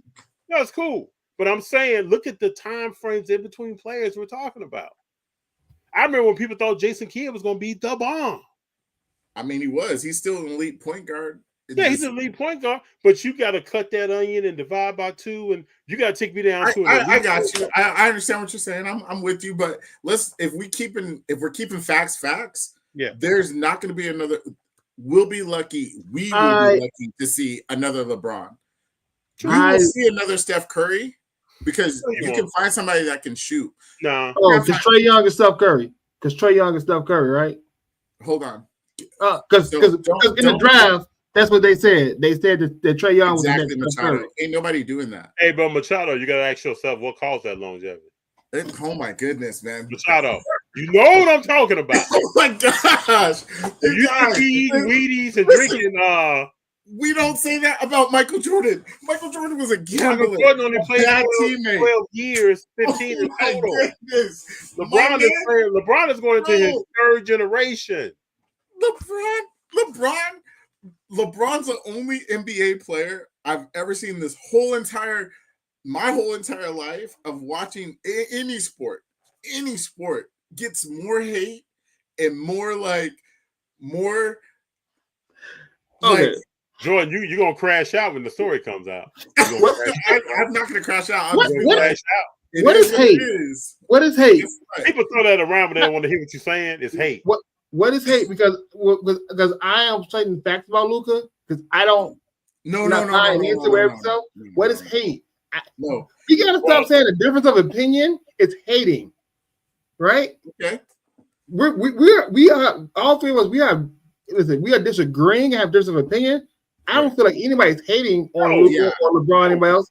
Right? No. It's not hate. Facts are facts, and listen, I'm gonna have my opinion about these facts. Yes, Luka's a 5-time All-NBA player. Yes, he's been to 1 NBA Finals. That is all true. Yes, the team he got to the finals, but you telling me the team that he just took to the finals traded him in less than 6 months.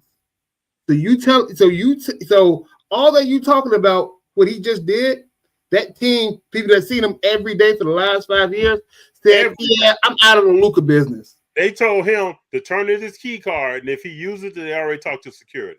The man that moonwalked him, the man that drove the bus took him to the finals, and was 8 months, said, "Hey, I'm good.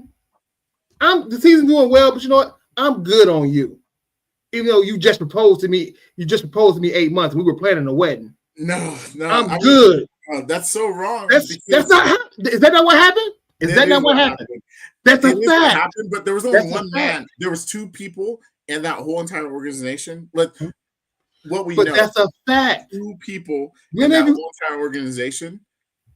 2 people. Okay. The owner and the GM, because they have the final say about whatever. And they got out of the Luka business. You tell me what team owner and GM trades their best player under 25-year-olds that just took them to the finals 8 months after the finals. I'm with you, Big John. Big John, I'm with you. I'm saying, but people in the chat said I'm hating. And this is just a fact. No, that GM, though, he fumbled the bag with Steph, you remember? And I pointed that out. I pointed that out Sunday night that he fumbled the bag with Steph. He could be wrong. That still doesn't mean the fact that what his thought and his opinion this weekend was, we are out of the Luka business. What happens if he did that? Because Jason's kid was sick yesterday. I don't care what you said on Sunday. He was sick. That guy made that decision. I don't care what anybody tells me. You could be like, Luka was the worst superstar there ever was. or he is the top 10 worst superstar, for that GM to trade that guy, that was like a personal thing. That wasn't a business decision. That was a personal thing. Oh no, it was a business decision because you're talking about you're talking about new ownership, giving somebody that they're not committed, that they're dating $350 million. Also, let's say that that's $70 million a year to lead this team. $70 million from a I know. Mark Cuban would have gave it to him. Yeah. I said that. Let's look at this though. Luka could have got to the end of the season, opted out, and went to another team, and Dallas got nothing. Luka wasn't leaving, bro. We don't know that. We don't know that, but we do at know his he's body leaving language. now. We do know he's leaving now. And Yeah. Look at the body language though. FD.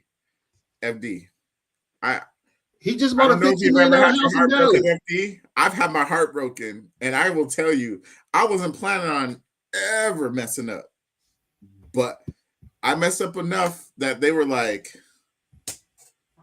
and I wasn't leaving. I wasn't doing nothing. I wasn't planning on leaving, but maybe I made enough mistakes that they were okay to leave. But did you okay in that situation? Did you grow from that?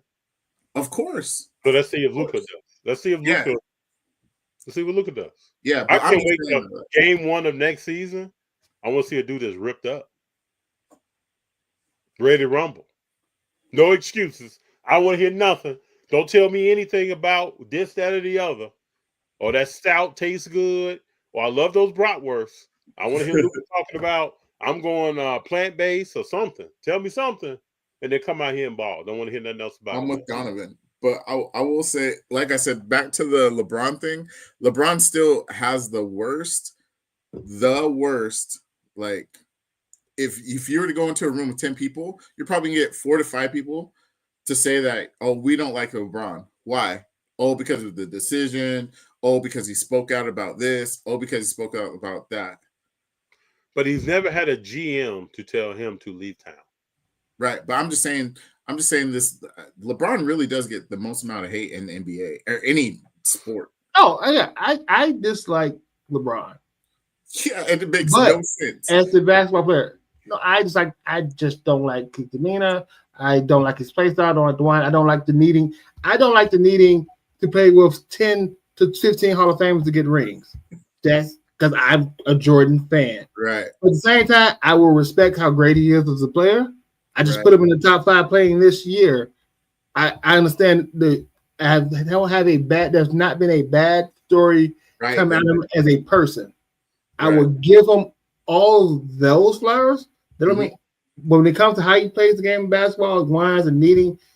Like I said earlier, if we're gonna say LeBron is a top 5 player and he needs help to win a championship this year, I'm gonna say the same thing about Curry. Why you need help? Get it done. Hey, I just want to know when they make that 30 for 30 Machado, how are they going to describe when LeBron went to Riley and asked for the head coach to be fired, and Riley told him to get the fuck up out of my office. Was that? I thought it was a cookie. I thought it was. I want to see how that segment is covered in the LeBron 30 for 30. Hey, so FD, you messed me up with that. Just tell them the truth. Just tell them the truth. If that really happened, I appreciate you, man. You got some good points. Time in Miami. He never talks about his time in Miami because he didn't run the show. Which makes you wonder how he didn't know about this.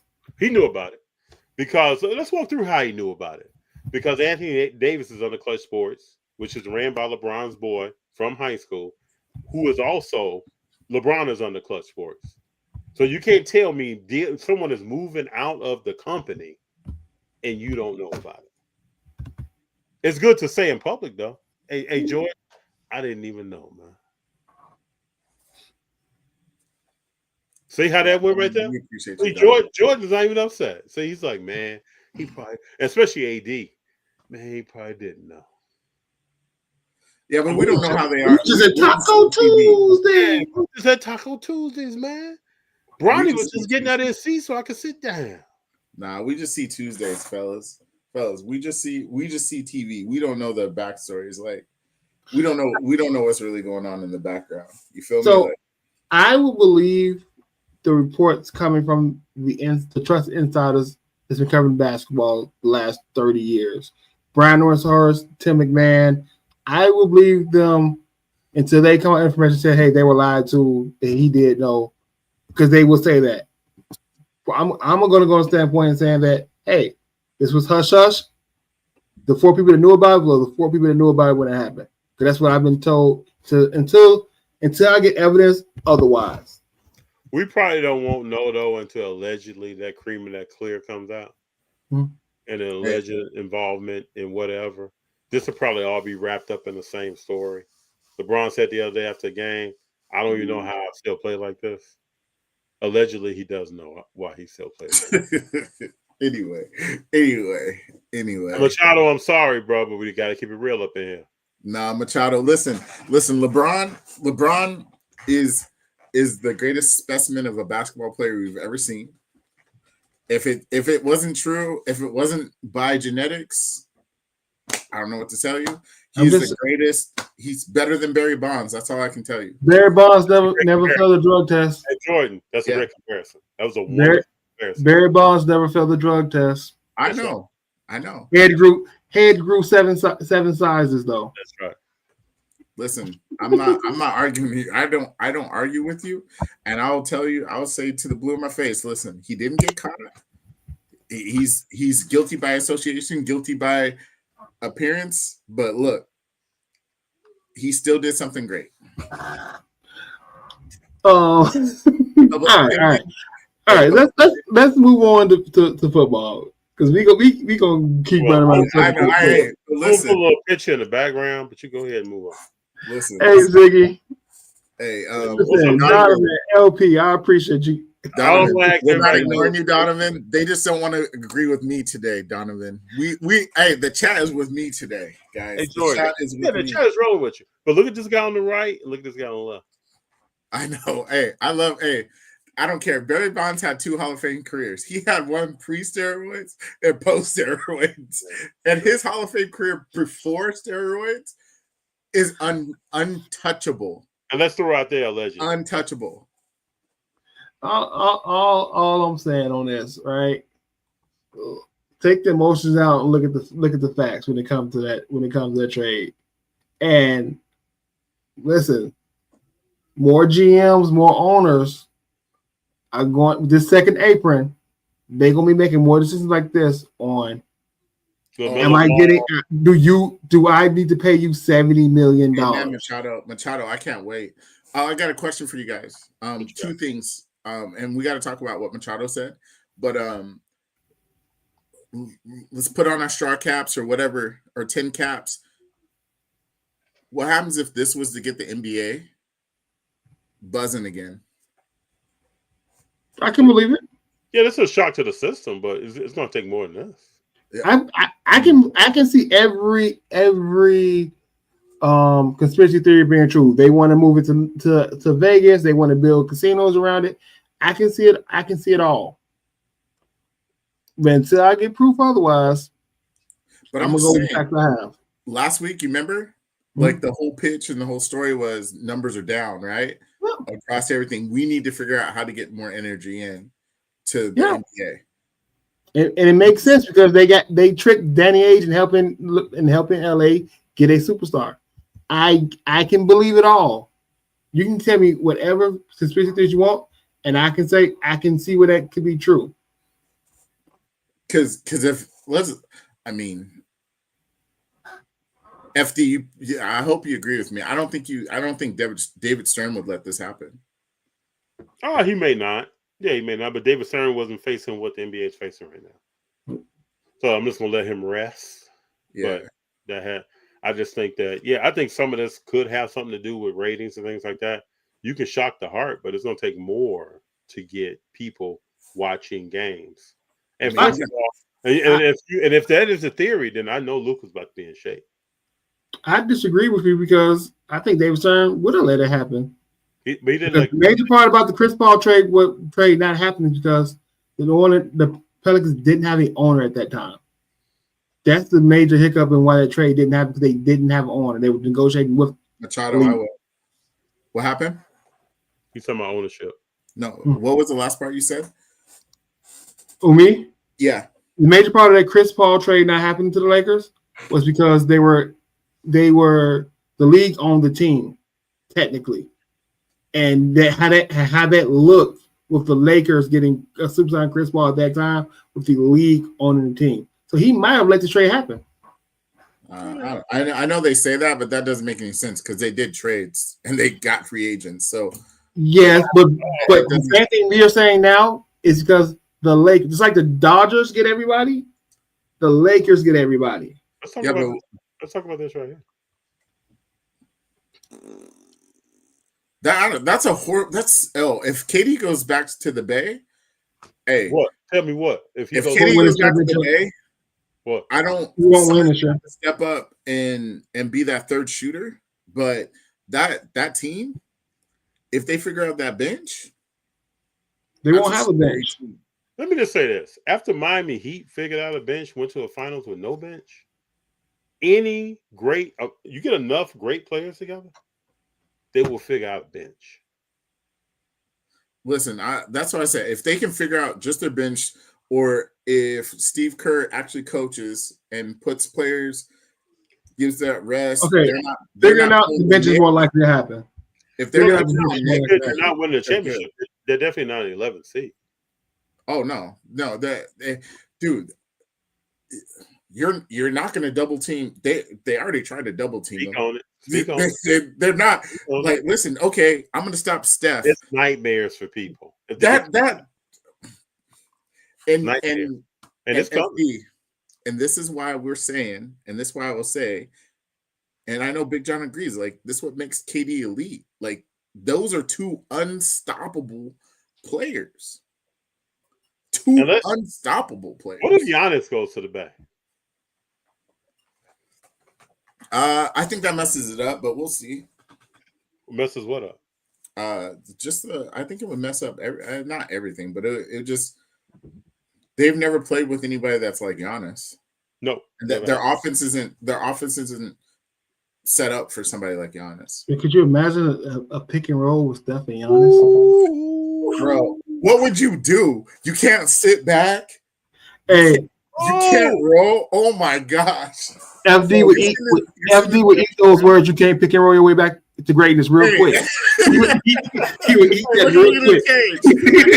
Man, listen, you need a meter. I'll be over here like, what? Yeah. John. Hey, listen, we got him to eat his words on Patrick Mahomes last year. Yeah, so, I also took need a meter, Big John. I want my Caitlin Clark cred now. I went back on Caitlin and I said, I think I'm gonna be a fan. Hey, listen. Hey, so last year, you remember Big John FD. You remember FD was saying to us, Big John, hey, Caitlin ain't no good passer. She's an okay passer. She's all right passer. She's okay. No, educated. Remember he was saying Patrick Mahomes ain't gonna win no championship. Yeah, he's not winning Sunday. He won't win Sunday, bro. I was just a year too early. Yeah. Oh man. Listen, we stand on business and we do correct the record. Yeah, he was, Brendan. Hey, but I said it to his face when I saw you at Collecticon, right? You were at Collecticon. No, you saw me at front row. Was it front? No, it wasn't at front row. No, when you were sitting at the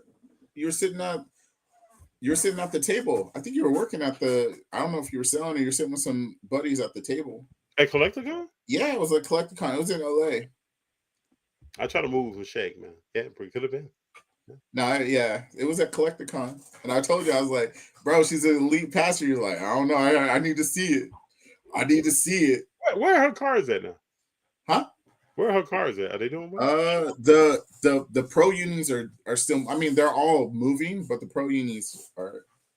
Prism's about to come out first off the line. Right. Duck Chalks ended at 2K. And you guys are all sleeping, and I'm going to tell you right now, go buy those WNBA first year Monopoly. Like me and my wife went so hard on them, so hard on Monopoly. I promise you guys, you get those short print Caitlins, cash. Like, don't sleep on those. They're still available. We didn't do anything this year. We haven't been doing anything this year. I'm not allowed to spend. So directions have been given, my man. Like, yeah. So or I'd be going ham on those. I'm telling you guys, those first year monopolies, they're sleepers, and the Panini version usually has a different version than the retail version. So like the first year, I don't know where they're at, but I have they have free spaces in the Panini, just a free parking space, and you had to buy it from the Panini version. And then the retail version, they didn't have that. So Panini points are BS. All right, don't speak on that, bro. I opened up a retail pack of W Select, got 1,500 Panini points, and the cards you get to choose from are 25 cents. Trash. Trash. You have to save it up. Sam F. Code Auto. You have to save up. Yeah, you have to save up, or yeah, bro. I'm still waiting for my Luka redemption from 20. I finally redeemed it in 2022, but it's from 2020, 2021 recon. But yeah, and I took some points on some others. I took, you know how, I don't know if when you redeem it, like they can say you just get the money. I mean, get the points, or yeah, I just did the points on some stuff. Yeah, and they were like 100 points, 120 or whatever it is points. I was like, seriously? Oh, I want to go through some things, make sure we don't miss some stuff. Yeah. Kevin Durant, is he leaving Phoenix or staying? I mean, if he does, there's only one place he's going, right? Gotta go back home and get that thing right, bro. The question is, will Draymond be there? Some teams may want to move him. Yes. I would think he would be there. Who's your MVP in the Super Bowl? I say Saquon Barkley. Saquon. Yeah. He's gonna act up. Saquon or Patrick, right? It has to be, right? Actually, you know what? I think it's gonna be a defensive player. Hear me out now. Let's put a pin in that one. I think it's gonna be a defensive player from the Chiefs. Okay. Maybe Chris Jones. Okay. So you got the Chiefs Carter. Chris Jones, Jalen Carter. So does Chris Jones get a sack, or is he on the sidelines with oxygen? Which one happens first? He gets a sack first. Okay. You're wild for that. You know your boy. I know what you're talking about. He was like, you know how he gets that? I'll give it to him after that oxygen. He gets up and plays. He comes back to it. So at least he knows himself. Also, we should know, I joke, but everybody, respiratory system is different. I don't know if he suffers from asthma or what he has going on. I don't know either. But he's going to be on that oxygen. What's up, Imani? Oh, Imani's in the house? Yeah. Oh, let's go. What's up, Imani? What's going on? AJ Brown MVP. That's a strong candidate, people. Mm-hmm. That could happen. Devontae's a beast, too. If Hurts is throwing that ball, that could happen. Mm-hmm. The Super Bowl going to end with a game-winning field goal. It's possible. Do you know both defenses are good, and Philly's offense is better than Kansas City's offense. 100%. Right. The Super Bowl is gonna be great, but the real thing is, what's the spread at the house for Super Bowl? What we eating? We're doing. Oh, we're going straight. FD, you are invited. FD, if you want to come down to the Inland Empire, FD. Okay, thank you, Jordan. Yes, you are invited. If you want to come up here, you're gonna get some Beyond Meat. You know the deal now. Right. Come on, Jordan. No, crack a smile now, bro. You eat Beyond Meat? We just had some the other day. That's why I'm laughing. Yeah, man. Yeah. Go get some veggies, Big John. Can't do it. No, FD, are you a vegetarian, FD? I'm a pescatarian. Okay. Yeah, been a pescatarian for 12 years. You'll be in Atlanta for the Super Bowl? Okay, Imani. Imani gonna be in Atlanta? He got that big money. We know what you're doing in Atlanta, Imani. You know where he getting his wings from? Uh-huh. You got those lemon pepper loons. Amani, go ahead and put in the chat where you get your wings from. Yeah, you got those lemon pepper loons? They got the lemon peppers, baby. What you get? The lemon pepper wet. And my man, he's sitting there with his head down, just enjoying his wings, bro. Hey. He ain't worried about the rest. Imani went in there paying with ones. He's like, yeah, you said single. Okay, I got you. Don't worry about it. Imani went in there paying with ones. How do you want Yeah, my man got 57 pieces in one. in ones? All right, can I pull two? I'm an Oxnard. Machado. Yeah, Machado, that's like 3 hours for you though. Come on through. 3.5 hours, Machado. Got some hummus. He's probably closer. Yeah, we're gonna do Big Jon. We're gonna get on this hummus. Nah. Come on. You know what? I can't wait. I can't wait to kick it with Big Jon and we go out to eat somewhere. I'm having wings. Can't wait. I'm having wings and pizza. That's what's on the menu. Wings and pizza. Are you gonna make your wings at home or you getting them from somewhere? No, my wife. We make them at home. My wife's gonna be. I gotta work, so my wife's in charge of Super Bowl. What time you get off, dog? When you get off work? 6. Okay.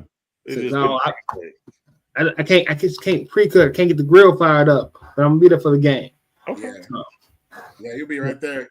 Now, my girl's sad. I ain't touched her in like a week. She's sad. Hey, I got another hot take for y'all. What if Patrick Mahomes' career was winning championships up front and never win another one again? Joe Montana. Okay. I agree with that. I believe his career is going to be reversed, and it starts Sunday. Brian just had a air ball alley-oop. Was he on the throw in or the oop in? What was he was on the throwing up, shooting the shot that was short. I always go back to this, Jordan. I don't know if you've been here for this conversation. Mm-hmm. I feel like Bronny is there because he has a heart condition. I think they set this up to make sure that he was able to live out his dream. Mm-hmm.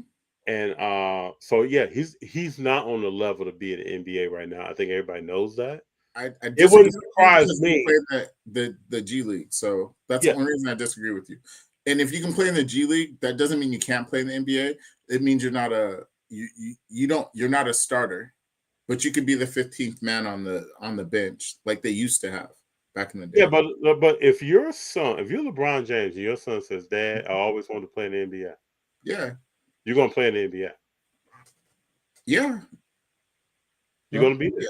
Hey, I mean, we hope. We'll see if Bryce makes it because Bryce isn't as good. I mean, that was all fake. Well, hold on. What was all fake? What are you talking about? All his highlights. What do you mean by fake? It was AI generated? Nah. So Bryce is. I mean, I don't know if you guys talk about this. I don't think we've ever talked or heard you guys talk about it. But Bryce's highlights. If you go look at his highlight video and then you go watch the game. Bryce definitely is not starting. He's definitely not starting this year. And you're getting highlights like he had like maybe 3 or 4 points in the last game. And I think he had two or three stops. He played Matt Barnes' kids like a couple of days ago. So they're taking all of his activity and making a highlight out of it? Yeah. I mean, that's how AAU is. I mean, if you're to watch some of these kids that are because Bryce, what's your sizzle reel? Let me see the sizzle. Mm-hmm. I just wish the best for people. So we fast forward. You all heard about Michael Jordan's son today, right? Yeah, that is crazy. So things sound a certain way up front, they end another way on the other side. There was like an aerial shot of him out eating in public. Some people thought that he was partaking in some booger sugar. Yeah, they say they found it in the car, right? A white horse. So fast forward, that was the 9. I don't think that's happening. No, he was just he's working on the sinuses. Right? Mm-hmm. Get to this. He's in the car with cocaine. Yeah. Smelling like alcohol, slurred speech if you watch the video. And he throws down Michael Jordan's son. Mm-hmm. Which I'm pretty sure is not the first time he's ever said that in his life. Right. Especially when shit's hitting the fan. Right. So whenever I hear these stories of Bronny and LeBron's other son and other children, Elijah Arenas, he is nice. Mm-hmm. He is nice. We're gonna see what he's working with. I like his height. He's got a jump shot. I watched his game a little bit. Yeah, he's nice. I think he could potentially be much better than his father. Arenas, you got to tap him on the shoulder though, because he's been partaking in this guy's development. Morning workout, before school, afternoon workouts. I love that. He's been there. But again, these guys have to be able to live a life after basketball. I even concern myself with, I'm a fan of the sport. I would hate to see LeBron James loves to be in a kind of in the limelight. Love to have people talking about what happened when nobody's talking about him. He doesn't play any games anymore. Nobody's asking for his opinion. I believe he then goes to social media and just starts interacting forcibly on people, telling you about this player, that player, and what he's saying. KD.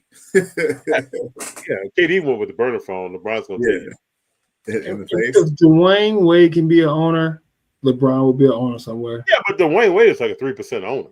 I mean, he's just out there. He's just weighing. Yeah, but that would get him the license to talk. Hey, LeBron's got almost MJ money.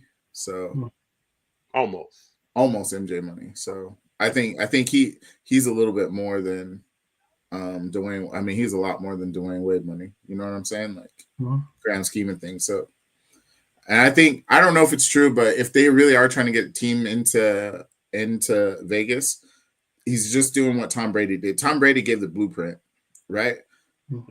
So there will be a team in Vegas. Yeah, that's the key. But no, like Elijah, the reason why Gil explained this to the T, I don't know if you guys saw when he was talking about Elijah last year or a year and a half ago, I think. He had Elijah play in high school, or regular high school, where he was the man, and then he has him go to AAU where he's not the man. He might not be the best player on the team, where he had to learn how to work within that system. Okay.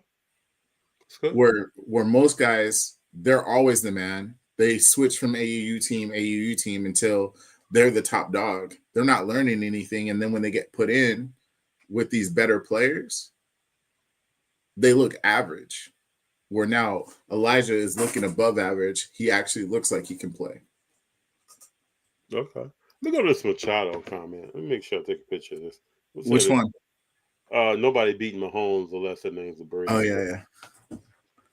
That's true. Those are only two guys that beat him. Well, let me see how that ages. We got a couple days here. Imagine throw Hurts on that list. Hey, if Hurts beats him, I know card market, we don't care, but if Hurts beats him, do we put him as an elite quarterback at that point? No. Absolutely not. Elite leader, but not elite quarterback. Yeah. I love his leadership. Yeah. I don't think you can question that. At least I don't, from what I've seen, you can't question his leadership. But no, you gotta be consistent and put winning to start putting the G and the R and the E on something. Then you gotta come back and eat, and then you get that 8. And then you go put the NESS on. Joe Namath only won 1. He's great per everybody. Not me, but per everybody. He's great, you know? Well, I mean it's a different time. You had 2 different leagues. It's a different time. He made a statement about predicting a win.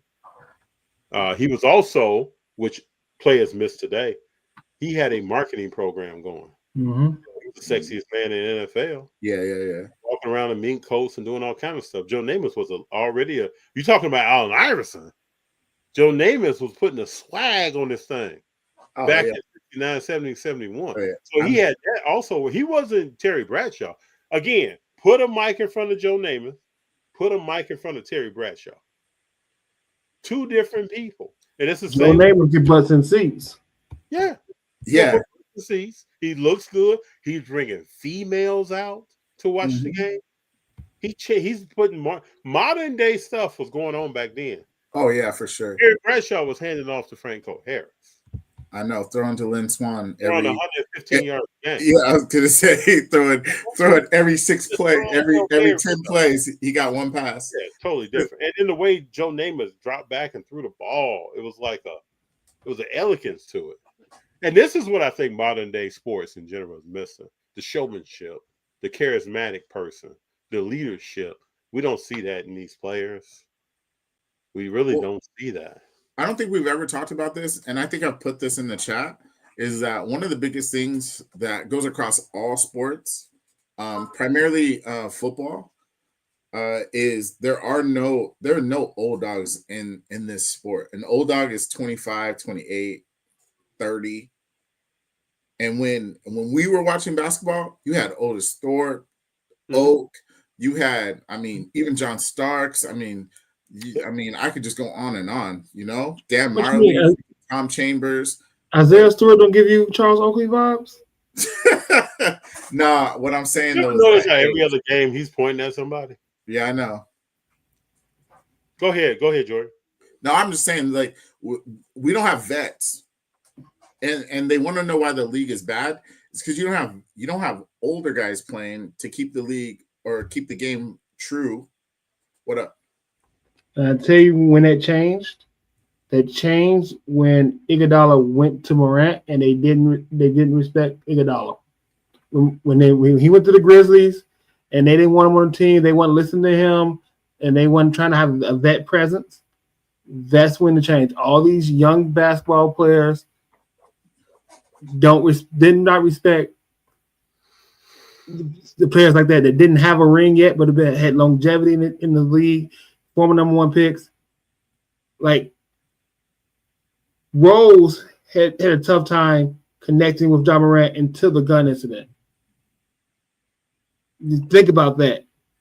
The person you're most compared to, the person who had a more hype than you had before he got injured, you can connect with him until you got in trouble because you thought your stuff didn't stink. True. So to your point, Anthony Edwards of the world, that is the issue. But that's when that stuff started happening to me. Is when they rejected the leadership of Iguodala and got out and been funny. That's when it changed over. Okay, we're not going to listen to these vets who've been in the league 15 years. And I'm not talking about vet hazing and anything like that. We're just not trying to learn the ropes. We don't. That's why these guys won't win. That's why they won't win. Well, I think it's the owners though. I mean, it comes down to the owners. I mean, the owners, they don't want to pay those guys. Like what Russ was doing. I think the Russ effect is why Norman Powell is being who Norman Powell is. I think the Russ effect is why he helped some of those Lakers. Like he was there with Christie. I do believe. I'm not tripping. I think he was there with Max Christie.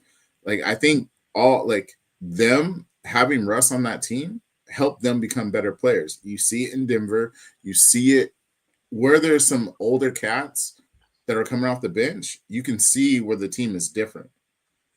I'm gonna double down and say nice things about Chris Paul, but some of Shea attributes some of his maturity to playing with Chris Paul. Yeah, that was hard. I know it was, but hey, listen, Chris Paul. I don't know why nobody likes Chris Paul. Chris Paul is the Daniel Cormier of the basketball world. See, I love DC. I hate DC. I love DC. I don't even why, bro. And he's so nice. I just like, bro. I'm like, first of all, you're no real champ, but you're no real champ, but you're a champ. I don't care what you can. Hey, just so you know, a hot news flash right here. What? The Warriors on Instagram posted 12 players boarding their team plane. Not among them, Andrew Wiggins, Kevin Looney, Buddy Hield, and Lindy Waters third. No way. Something's coming, baby. Wiggs? Oh, Wiggs has time to go. I've been telling this to FD. Wiggs has had the worst human life. Well, no, the crazy thing is you wrap into his father's sickness, and his father passing away. That to me, that completely explains why he played the way he played last year. Yeah. This year, he's been a different player. The thing is, Curry has to try to win something. So you get caught up in that. I've been saying this for years.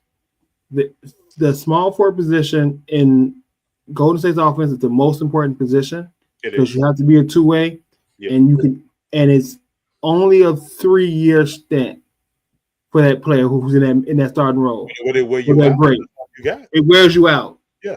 Harrison Barnes, KD, Andrew Wiggins, right?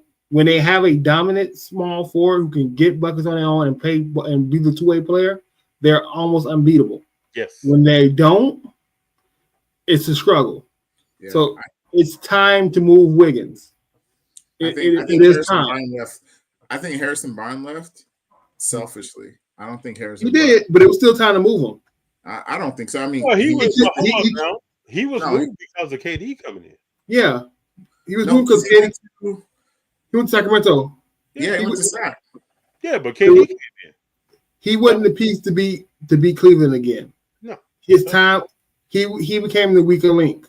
He came to beat Cleveland again. You needed KD. But Orion, you're right. Jalen Carter, I picked him as an MVP, so we'll see if he makes it. Jalen, and then Jalen Carter might eat Jalen Hurts if they lose. I mean, bro. I said that, yeah.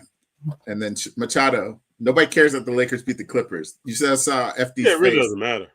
Listen to FD, bro. It really does. I'm sitting there right now watching Luka walk off the court. Did he play? No. Yeah. Just sat he didn't play.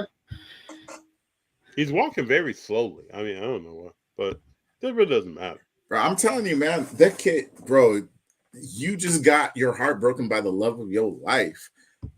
I know people don't like saying they're 25 because they're pros or whatever. They're still kids. We got to remember, Luka's been a pro for 10 years. Yeah. But different type of pro. When you're the man, this is humbling, pro. Think about it. You've been. You want me to make a prediction? I'll Yeah. make a prediction for y'all. Big John, you on this? I'm listening. Luka and LeBron won't play together for long. Oh, I said no. So that thing's gonna wrap up real quick. I think I don't even think they might get one game unless Luka's playing. LeBron might be out in a minute here. Yeah, I think if he finishes the season, he probably won't be back. Yeah, I think LeBron won't be out because he has no trade clause. He can waive that. He'll lift that. He's going to the. So he's got to be somewhere he would want to go. So yeah, he's not going to Washington Bullets. So excuse me, Washington. There's two theories. There's two interesting theories I heard. What? That either next year you could get Kyrie in LA, or you can get LeBron in Dallas. Well, let's talk right now trying to get KD in Dallas. Yeah, I could see KD going to Dallas, but Dallas is fine how they are. Dallas can win a championship with that team. And they're not winning a championship. They can beat. You think they can beat Boston? No, I don't think so. Yeah, it'll be tough, but they can beat Boston. Also, KD and Kyrie would never play together again.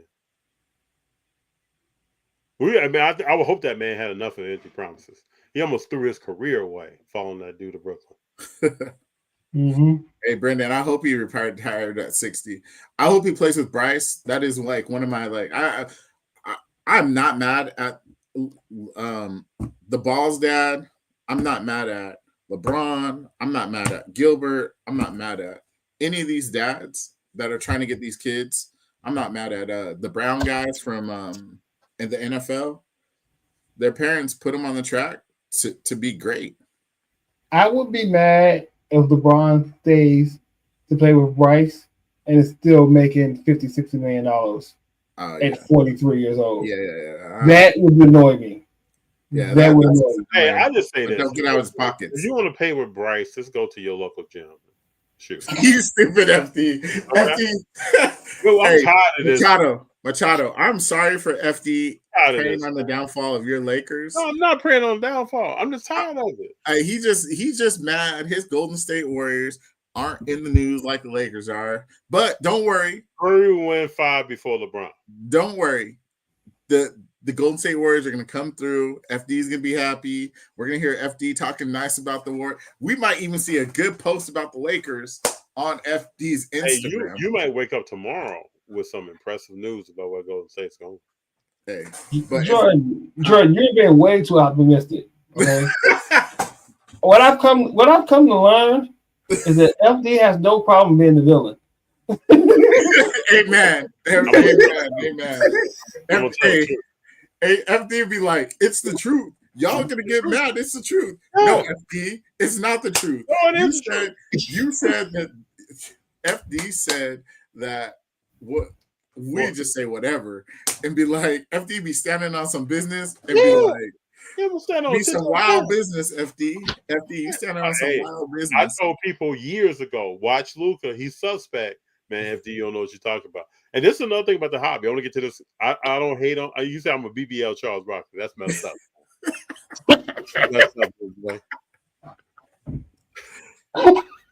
Bucks nasty for the win. Bucks nasty for the win. Yeah, I hear you. Oh, can I screenshot that? Screenshot it. FT, I'm always uplifting Curry and the Warriors. You should. Greatness is in the house. But the Lakers, man, I don't know. LeBron going to New York. Just watch. He's out. Have fun doing something. He is out. But you all know that I've said some stuff that you thought was crazy. It didn't happen. Hey, all I know is what I know, and I know that. Hey, I'm not. No, this is my point. We also have to separate. What's the Play as a podcast where we're trying to separate? If you bought Luka cards, we're talking basketball up in here. Yeah. I'm not concerned about what you decide to do in 2018 and 2019. That's cool. I respect it. I think a lot of these cards look great. They got great photography. They look great. That has nothing to do about this dude's game. And yeah, it's like the basketball Charles Barkley. That's what Machado's saying. You're acting like the Charles Barkley of basketball. No, I'm just keeping it real. Just keeping it real, man. You know how you FDs are Charles Barkley of the hobby. FD is Charles Barkley of the hobby. I've been called Perkins. I've been called Kendrick Perkins. I've been called a few people. I just try to keep it weird from what I see.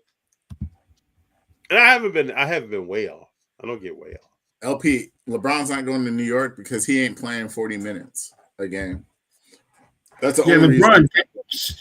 LeBron can't play with Tibbs. He ain't playing with Tibbs defense at all. No. He says, no, that BBL wasn't for you, FD. Oh, thank you, bro. Good look. Oh, come on, Machado. It was funnier that way. But nah, so you know, it's a lot. But y'all know it's a lot of podcasts out here that just saying this, that, and the other to be PC. We don't do that up here. No. That's why I like it. That's why I can publicly say I'm trying to get on with FD and Big Jon. You know. Oh yeah, we'll have you on more. They need me on all the time, huh, fellas? Tell them, chat. Tell them I need to mix this up for them. I need to be the one to call. We don't even agree. We don't even agree every week. Big Jon's too nice. We need to be like. I need to be the one to be like, FD, you wildin'. I tell him when he wildin'. No, you agree with I'm the one that holds him accountable. Bro, you did the one thing I will say, Big Jon, for real, no BS. That LaMelo hate, you really were on my side, bro. You were really helping me, bro. But Jordan, you know LaMelo's trash, right? Oh my gosh, bro. You can LaMelo is not trash, bro. Well, hey, let me ask you, why is he not an all-star? Why is he not an all-star? Because he got snubbed. Why did he get snubbed? Listen, we can go down the road. We could go through every single year and talk about actual players that got snubbed that should be all-stars. I'm asking you, why did he get snubbed? Why did he get snubbed? Well, one, he's hurt, right? So that's one reason. But right? you can't. I've known people that's been injured and on the they still make the all-star thing. But he didn't do that. Listen, he got hurt, right? So they're gonna just say he probably the games or whatever. But the other thing was the coaches. I don't care. Yeah, he was the number one fan. No, number one fan vote. He was number 3 player vote. But why did the coaches say no? I hate, bro. Straight hate, bro. Because there's other players. To be fair, there are some of the players. There were some better players at that position for the season. But I'm not. You sprain your ankle significant enough backpedaling? Were you just out? Bro, he stepped on his foot. Stop it. Okay, bro. You sent it to me. I posted it. He stepped on his foot. Yeah, what you see it? Yeah, he stepped on his even foot. My man that was running by him, was it Vanderbilt? Vanderbilt was looking like, bro, what? Stop it, Stop it, FD. Stop it. You know that dude's suspect, man. No. He plays that brand of ball that's really about him. No.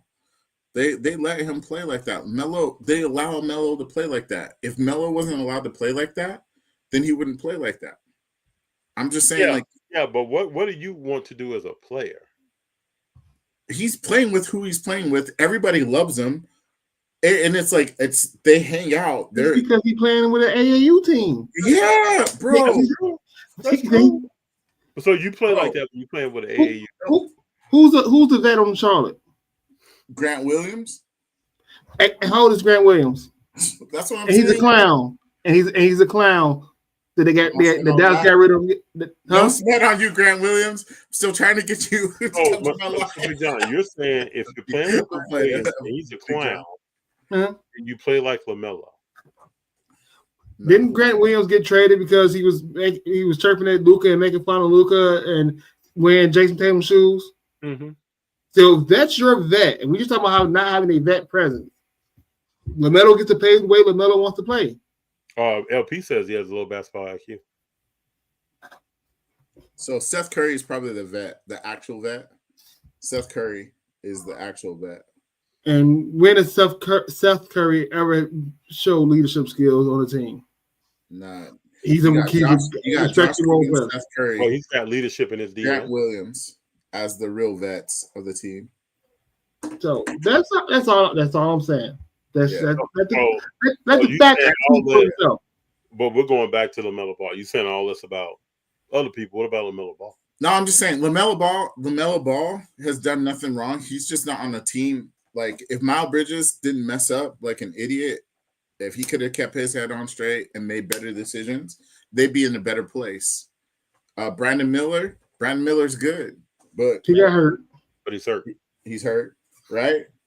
And then his cards wasn't selling for much before he got hurt either. Right. You got Mark Williams. I like Mark Williams, but Trey Mann, Mark Williams, Josh Green. It's coming. The rookie, Mishik or whatever it is. This guy don't play. Cody Martin and Dabidi or whatever. The Beatty. What you gonna do when you wake up in the morning and you hear that KD is back with Draymond? Hey, what are you gonna do if they traded for LaMelo? If KD is there, I'm cool with it. If they traded for LaMelo, then I don't even. I wake up from a bad dream. I don't think I don't leave anybody in that organization that's trading for LaMelo. Hey, LP. Sorry, FD. Nah, LP. Nah, LaMelo's done a lot right. LaMelo has done exactly what he was supposed to do. LaMelo exceeded expectations of every single player, every single person that doubted that kid. 90% of people thought LaMelo was going to come in here and be trashed. They looked at LaMelo like Jello. I thought LaMelo was going to be bad. Yeah, and I bought cards of his to ride the hype. Mm-hmm. That was a test for me. Can I buy cards to this guy, ride the hype, and then go buy something else? Well, Chalo said that something else would have been Curry. What Curry cards are you looking for at Burbank? A rookie, a significant rookie, or something extremely low numbered. That's what I'll be looking for. That's also what I'll be looking for most of this year. You already buy your ticket? No. No. What day are you going, Jordan? What day are you going? I can only go Thursday, so I don't know if I'm going to go yet. I'm just like hard debating. My wife's birthday is on Friday the 14th. Yeah. No, and Thursday. Saturday. Yeah. We'll be in Tijuana Friday, so I won't be able to go. Y'all kicking it. No, and my wife's birthday and her uncle's birthdays are all at the same time. When is your wife's birthday? Huh? When is your wife and your uncle's birthday? The 15th, the 17th, and the 18th. Oh wow, man! Family. Family. So every year, does your wife listen to this podcast? When I'm listening to it, yeah, getting annoyed. Hear me. Well, for the record, I want to say hello to your wife. So basically, every Valentine's weekend, you just broke. Yeah, so I'm saying that's what I'm putting together. That's why I asked this.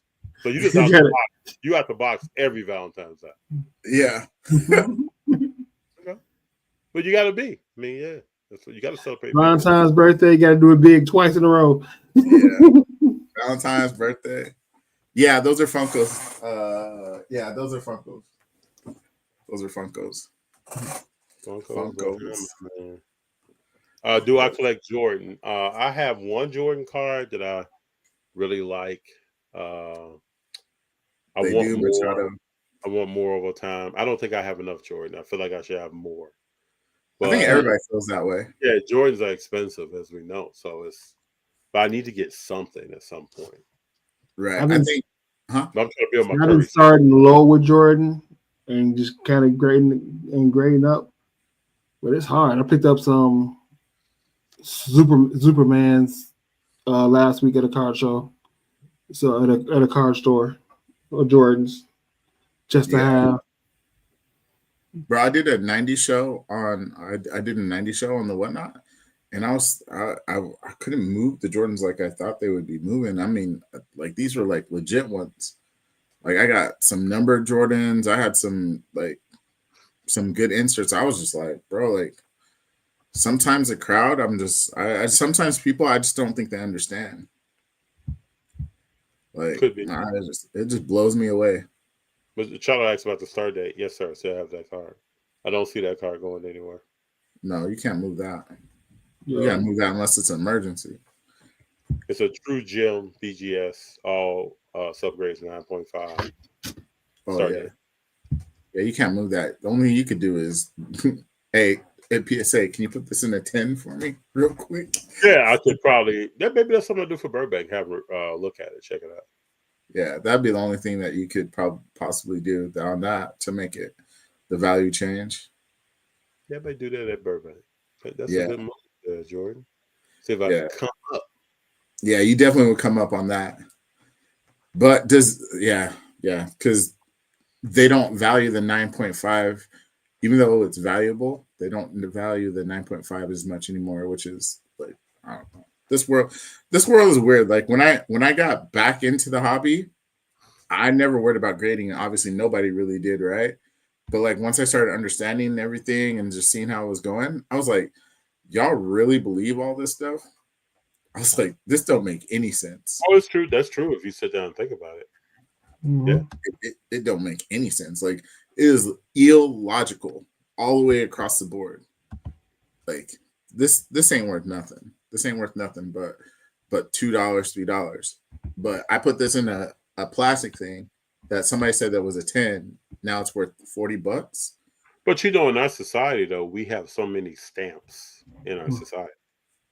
You could say going to college or getting a trade certificate or any of that. My pop's generation, they just go out and start working on cars. Yeah.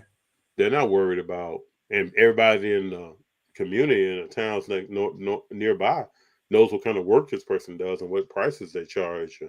Now they have a business. That they don't need some kind of degree or certificate from someone. No, you don't. Don't get me started on that. Yeah, the whole a lot of stuff that we do is about. I think there was a commercial out that makes fun of this. I think it's it's I know what you're talking about. I think. Yeah, I can't remember the name of it, but the young lady is interviewing. Oh yeah. It's Indeed. It's Indeed. Dude tells her that she needs a degree, and she's like, "Really? Any degree? Yeah, any degree." Let's see if I can find this commercial. Hey, Machado. Oh yeah, I'm talking for you, Big Jon. Yeah. Did you get it? The ISO speed card, I did not get it because, I was talking about this earlier. He has 36 million followers on YouTube. Mm-hmm. I think a good bit of that's going to be bought. I would just rather pick one up on the aftermarket for cheap. I just don't think it's going to be too many. I'd rather try to get a number one. You're not going to move it, right? You're just going to keep it? If I get a number one, I'd keep it. Yeah. It's worth keeping. Yeah. But my experience with Topps now that you can always get the base cards cheaper on eBay than buying them straight out, unless you're trying to shoot and get a number card. Right. Yeah, that's. Go. Sorry. Yeah, with the numbers, I envision that being bought. I don't want to play that lottery. I got you. I did that with the Jaden Daniels. So I got a number Jaden on the best rookie game or whatever it was, whatever stat they have to make to come up with a stat. I got that one. I didn't get the first one because I was like, that's weird. And then I got the second one just because I didn't have any Jaden. That's a lie. I have a Jaden somewhere in here with the AZ and the AZ uniform. But I think I opened that up in like 22. But I tell you what I really want. I want some of the cards that they gave out at the Rumble. Oh, that would have been sick. You seen those? They gave out a bunch of Royal Rumble cards at the Rumble. And now I'll find it. Dude, this weekend I missed Izzy's one of my favorite fighters. I missed that whole thing. I missed the boxing matches. I missed the Royal Rumble. Like my whole weekend was just like crazy. But yeah, Machado. I hope so. He does not have a sophomore slump. I hope. Who? Jaden Daniels. Oh, he will have a sophomore slump. I hope not. I hope not. Remember last year we said the same thing about CJ Stroud. Huh? Last year we all said the same thing about CJ Stroud. Yeah, but I don't think CJ had a sophomore slump. I just think he actually played good. He just had 14 interceptions. That's what we call it. Difference. That's what we call it. But no. A sophomore slump is where you do worse than you did the year before. He made it to the playoffs. Well, yeah, but when you have almost as many interceptions as games played, that's not good. It's okay. You made it to the playoffs. Your whole entire job is to win. Come on, FD. Okay. Your whole job is to win. I call it a slump, and I think Daniels is going to face the same thing. I mean, even if he threw 15 interceptions, but we go back to the conference finals, that can't be a slump. Your stats aren't as good as they were last year. It doesn't mean you slump if your team wins. Went as far as you did because the quarterback fumbled the ball. He didn't put that team on his back. A quarterback fumbled the ball. I mean, in this case, I don't think I believe that CJ didn't lose that game. CJ definitely did not lose that game. His kicker missed 2 kicks. I just think I think overall we look for young players to come out and be successful. They're not going to be. Thanks, Machado. That's what I need to say. I like what Machado said right there. Yeah, like this big three, Jordan can be Shannon Sharp. Appreciate you, Machado. I don't know if I like being Charles Barkley and Perkins. I don't know about that. I ain't feeling it. I think I'm more Shaq-ish. I think I tell it like it is. I think you're more Kenny, Big John. I can do being Kenny. Oh, damn, Kenny. Wow. That's a compliment. I think Big John's more Kenny. Kenny says some stuff sometimes. Yeah, Big John says some stuff sometimes too. So, you know. Come on, FD. You definitely Charles, bro. No, I don't know if you're Shaq. I don't know if you're Shaq, but I think I'm more Shaq. No, because say it like it is. I'm not sugarcoating it. Yeah, so does Charles. But I think Charles has a higher standard than Shaq has the higher standard. Could be. Either way, I'm straight. Charles or Shaq. I think I try to bring the player's perspective. So either one of them, I'm cool with. Okay. Well, these are Jordan. These are the cards I'm looking for. Okay, it's on bid. No bids. Huh? Oh, this is just a base card. Yeah, I'm looking for the number ones of these. I love that design. Okay. Dang, I wish I would have known. They were handing those out for free at the Royal Rumble. Machado. Yeah, they were, bro. Yeah, I wish I would have known. Because I worked in Indianapolis. I was selling alarms in Indianapolis in 2011. So I got a few friends that I probably would have been able to. I know I got some customers that love wrestling. I guarantee they went because that was the first wrestling Royal Rumble there ever. So you said you were doing what in Indianapolis in 2011? Selling alarms. Oh, okay. What company? ADT or something? No, Vivint. I used to go to church with a guy who sold ADT, and we used to talk all the time. Okay. Yeah. I used to work in sales for a while, and we used to talk about that sales game. Different type of world. I was knocking on doors. Yeah, that's what he said. Yeah, knocking on doors, different type of world, traveling because we would work only 4 months of the year, so that's what we would do. Last time I was in Indianapolis, I almost got into a fight downtown. On Broad Ripple? Huh? Yeah. Downtown. Downtown. Okay. Big John, you the new downtown they were building that was close to the stadium. So, huh? By Lucas? Yeah. Are you scrapping, man? You throwing balls on people? No, well, okay. I was with some people who were intoxicated, who wasn't. Oh, I gotta see. Understand what area they was in. I have family there, so I knew what area was in. Okay. Hey, look, the guys walk by. Hey, what you looking at? And I just had to turn around like, this ain't what you want. This ain't what it is. Y'all go that way. We're gonna go this way.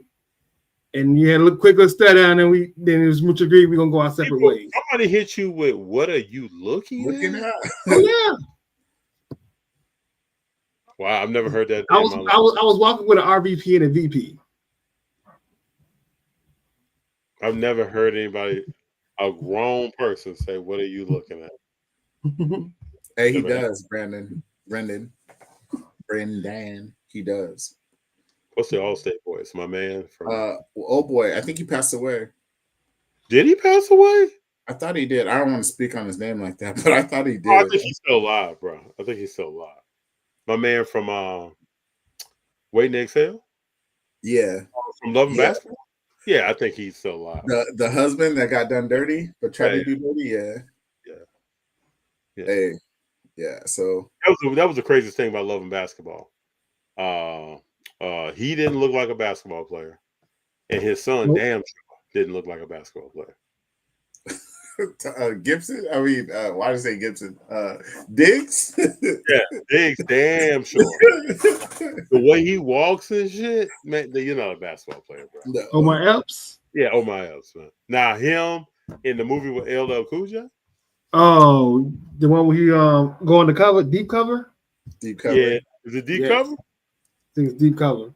Man, that thing was a classic. Yes. We used to watch that over and over and over again. Bro, man, yeah. I don't know. I think not deep cover, man. No. Was it In Too Deep? Yeah, In Too Deep. Yeah, Deep. Something with deep because he was In Too Deep. In Too Deep. LP knew. Yeah. I know it was deep was in there somewhere. Well, what's his Tiffany card look like? I gotta look this up. Hold on. Y'all go ahead. You got me on this now. When I get on these trends, Layton. Oh, some of Topps Chrome. Is that what you're saying? Is it the Topps Chrome? I haven't seen them. I got a box. Hopefully my boy has 2 boxes if he loves me. But I bought a box from him, so I'm waiting for him. Shanae is aging like fine wine. I won't discredit that. Let's bring Machado's comment up. I got to play this, people, because it's on my temple now. Oh, yeah. What they did. Machado.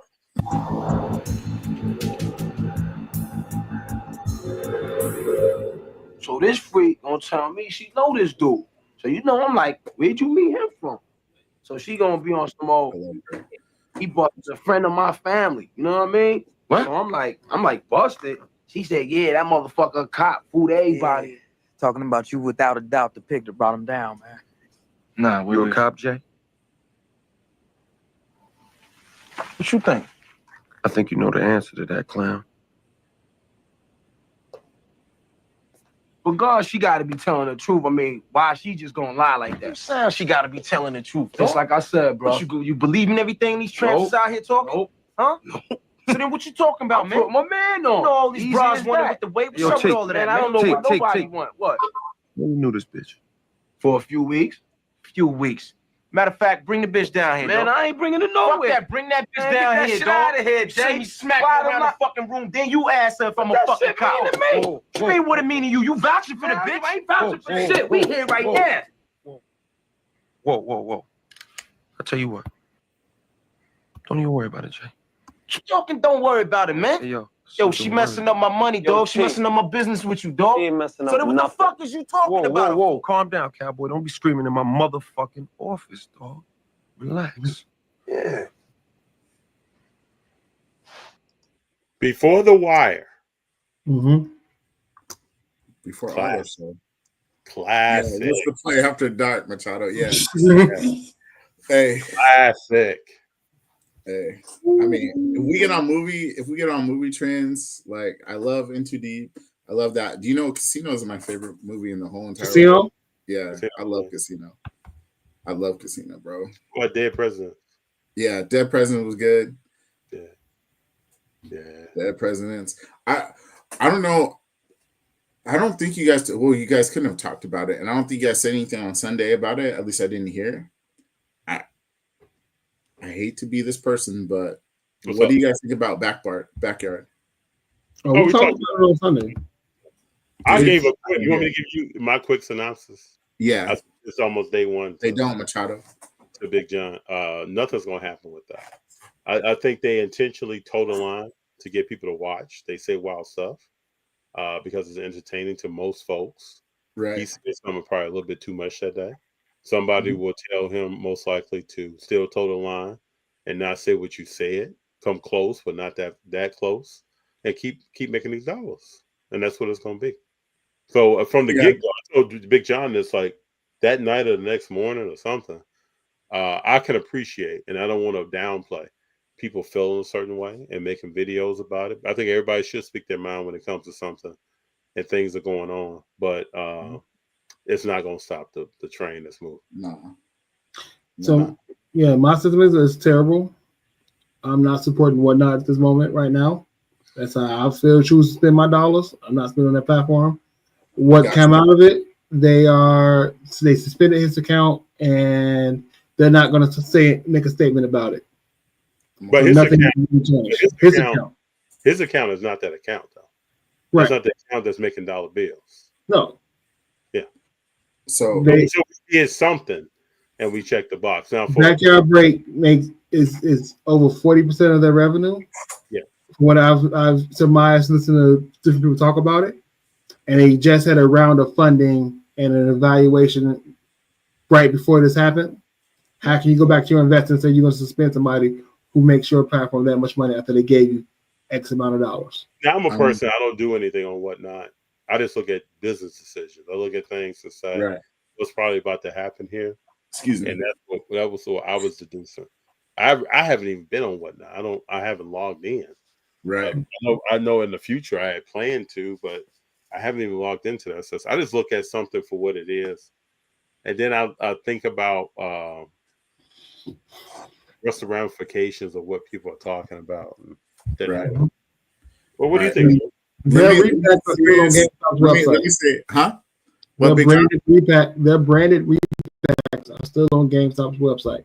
Hold on. So I got a whole try to quick synopsis. LP. I remember the corner. I remember Taxi Cabs Confessions LP. That was one of the HBO After Dark shows. But all right, listen. I got on this whole subject. Like I'm a little torn, and my wife's so sick of me talking about this.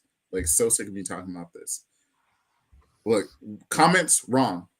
Nobody's arguing that, right? Do I believe that they're to the degree that everybody is acting because they're saying that there's little kids? Yeah, there's little kids that are watching.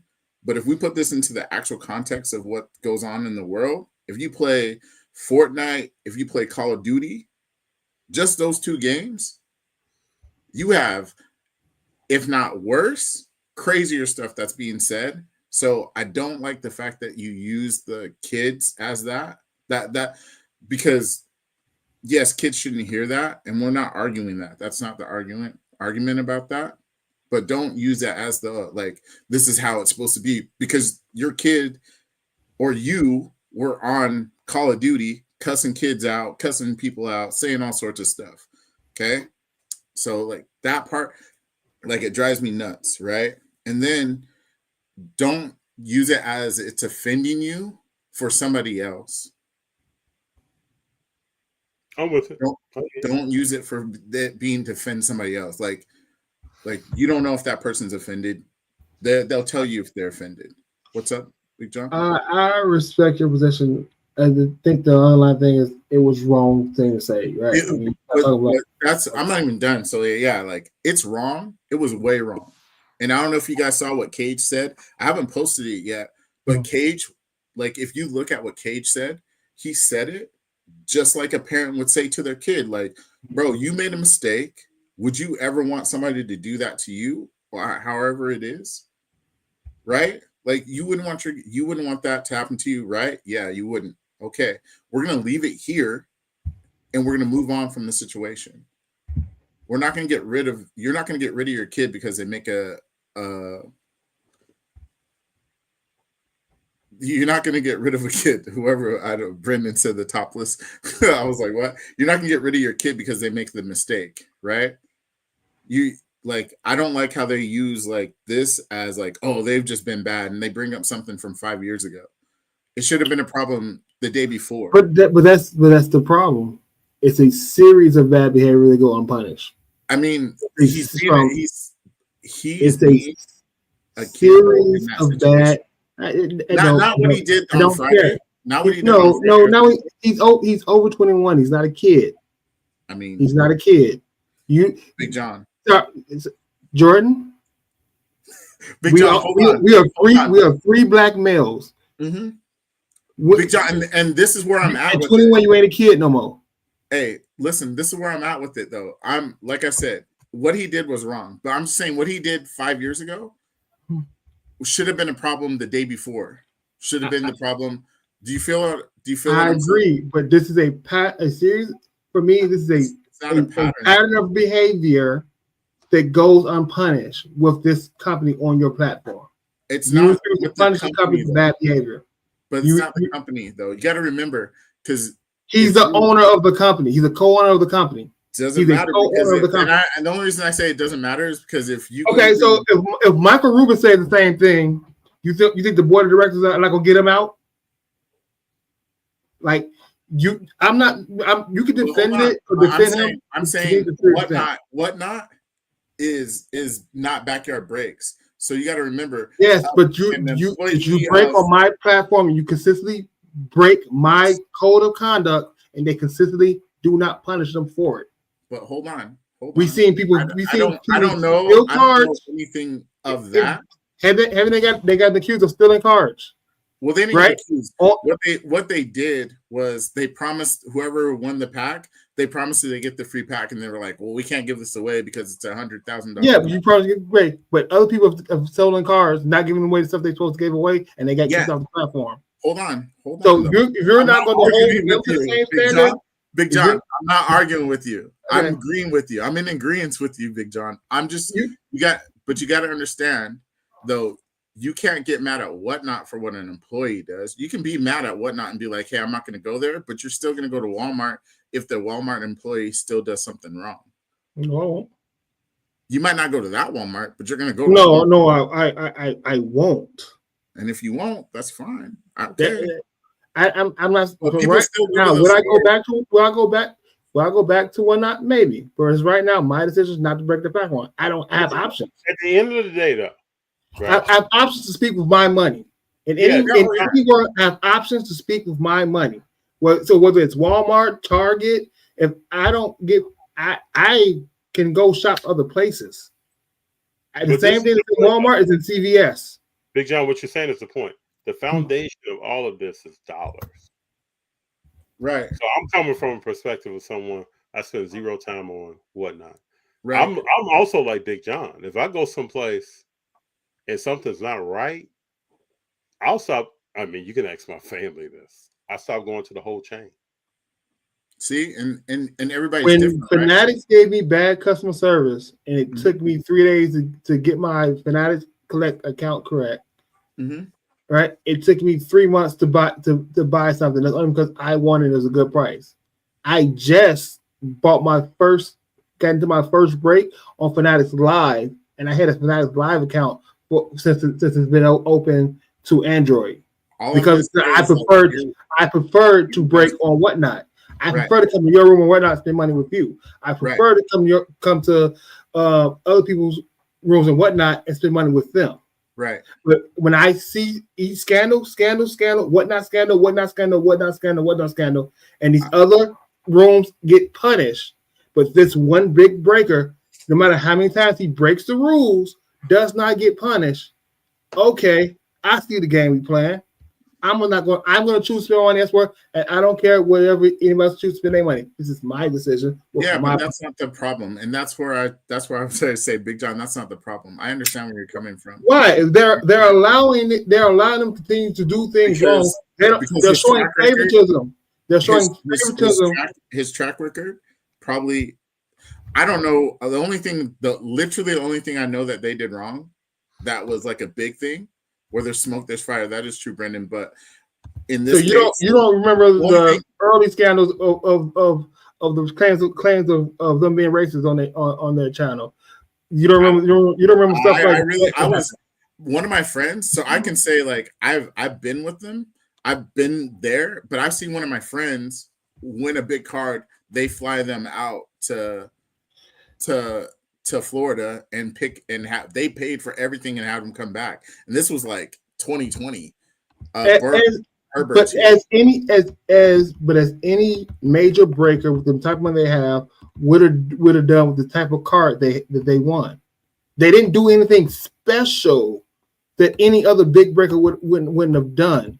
No, I mean for the type of cards they won. I'm just you get a big card. Ken Golden will fly you to get that card delivered to him for him to auction it off. Yeah. But they didn't do anything special for everybody. But I get what you're saying, but hear me out, Big Jon. All I'm saying though is that like their track record. All I know is one thing, and the one thing outside of what happened the other day was that what's his phrase, Trevor Lawrence card. That was the only thing I've ever heard. But Jordan, let me ask you one question. Have you ever had a situation happen where you felt like your customer service or the way you were spoken to or the way a situation was spoken about was inappropriate from a business sense and you never spent money with that entity again in your life? That's what I was trying to think. Like on a grand scale, probably not. But on a small, like micro scale, yeah. There's probably places that I won't go, like a restaurant or something. Because like I get bad service at Chili's. My point of view is it's not Chili's that's the bad service. It's that person. So I might never go to the Chili's that's on the corner from me anymore. But I might go to the Chili's that's in the next city or town. Do you know what I'm saying? Because if you went to a family-owned restaurant. Right. Like I might not. Okay, but I'll say this, right? So if the second Chili's gives you bad service, you're going to the third, and the third one gives you bad service, you're going to the third. I mean, Whatnot has proven that it won't punish people for doing things wrong, or it will punish the little guy for doing things wrong. But the problem is, in this defense, like if I have to be the other side of this argument, if I'm going to be the other side of this argument, it's going to be. Let me just make one thing clear: you're defending Whatnot, not Backyard Breaks. Right. Let's just make that clear in this conversation. If I'm defending Whatnot, what I'm defending is they've had a track record of they've only done one thing wrong in the last 5 years that we've been in business. But this is what I'm saying. Like that's why I'm telling you right now. I'm looking and saying Backyard Breaks has only done one thing that was majorly wrong over this last 5 years, where it was an uproar, where it had the same type of effect that it is now. That I get to another guy where he has his 5th stream and he stole a card. Yeah, I'm kicking that guy off automatically because his one time in my first 5 streams, I don't want to take a chance with him again. Jordan, I would implore you to just to go on your computer, go to Google and just type up Backyard Break scandals and just go through Reddit and see how many pop up. Bro, I'm not listening to anybody saying that they did something. No. I want factual stuff. There's factual stuff. There's factual stuff. All I can say is I think I hit Big Jon with these numbers first day. First day this happened, there were 171,000 followers on Instagram. I don't know, they're doing other stuff besides Instagram. Second day, there were 170 followers, 170K on Instagram. Right now, I'm looking, 10:06 my time. There's 169. So 2,000 people, you know how these are rounded up numbers.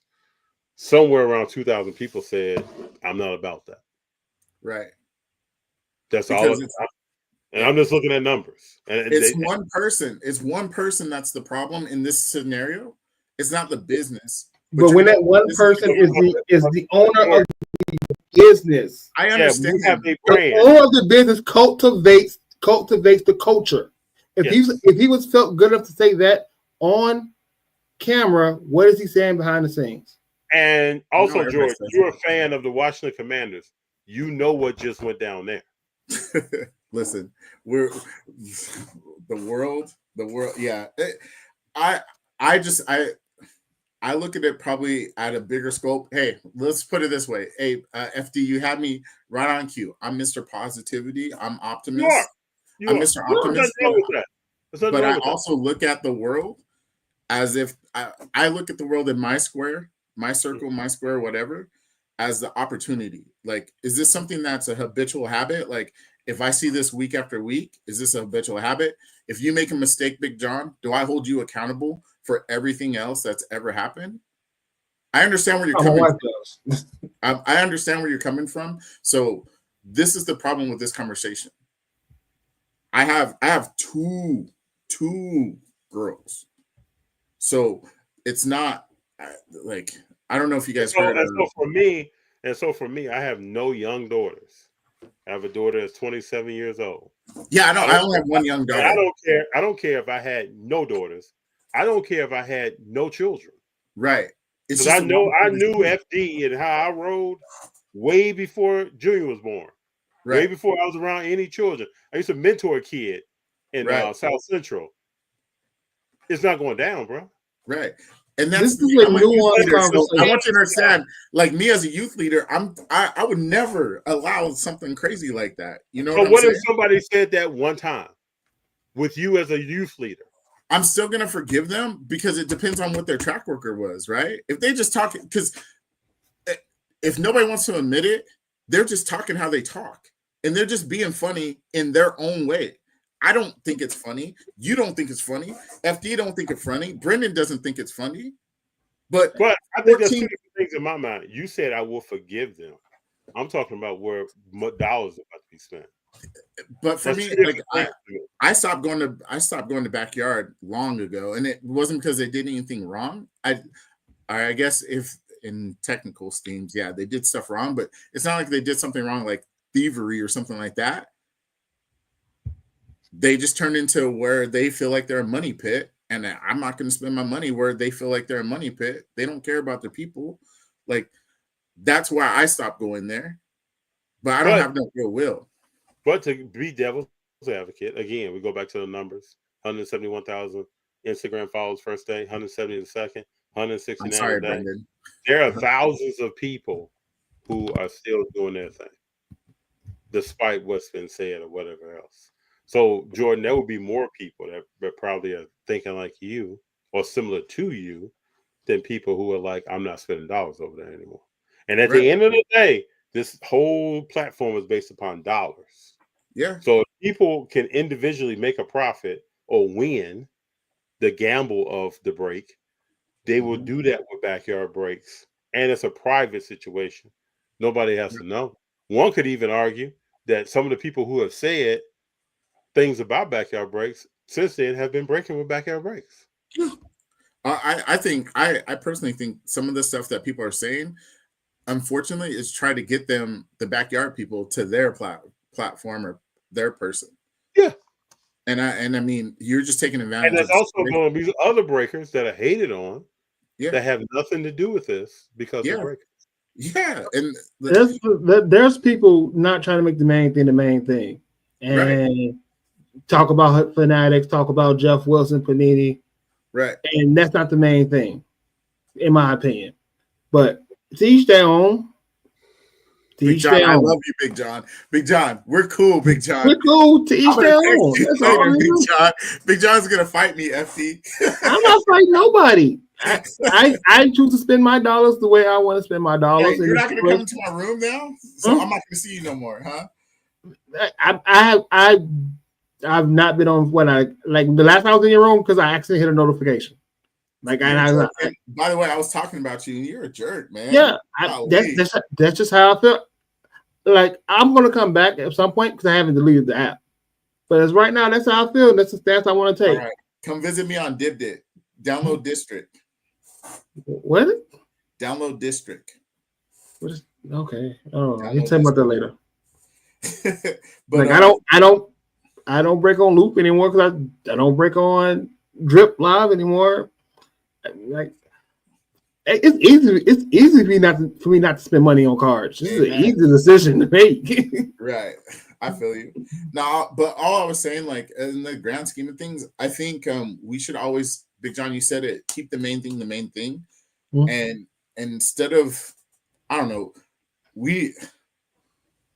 I think there's way bigger problems than what that's a problem what he said, but there's more problems.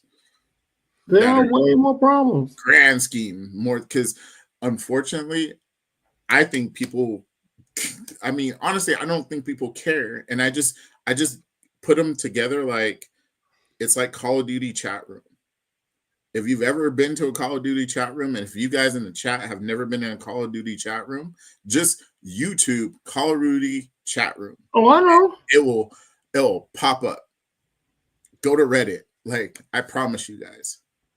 I'm also a person who had a small child around me who wanted to play Call of Duty, and I sat down by him because I already know the deal. I sat down by him to listen to how long it's going to take for me to shut this down. Right. My son's 18, and I'm on his Xbox Live. That's what I'm saying. That's who I am. Right. So. That's what I'm saying. Like, and then for me, I'm like, bro, if you go to freaking they're about to make a movie about it. They're Jack Black's in it. Minecraft, yeah. Bro, Minecraft chat, like, bro. So you gotta understand, all these chat rooms that you're talking about, Grand Theft Auto, I was the one who sort of telling parents, hey, he wants this game, this is what's in it. Yeah. This is why it's rated mature. This is what happens. So the parents knew what they get into. I don't think Once they did. Upon a time, I think they hear you. Once upon a time, I'm in the Angels game. Mm-hmm. Game is over. We're coming down. We walk past third base sideline. By third base on the main concourse.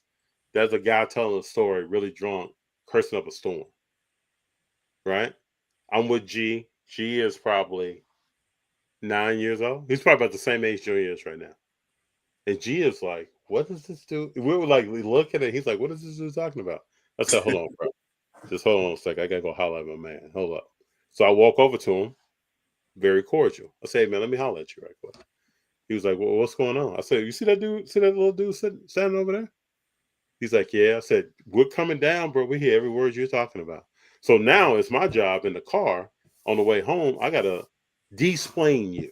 Yeah. Right? And I don't need to be doing that, but I'm going to do it. But I'm also going to be cordial enough to come over here and talk to you about, can we tighten up? Right. Let's just tighten up, bro. Say what you say. There are kids and all kind of people walking by you. There are people that could be their first time to America. Right. They're walking by you. And what are you representing right now? Dude sobered up real quick. Told me thank you. I gave him a hug. I said, bro, all I'm on this cordially asking you, bro, to be mindful of your surroundings.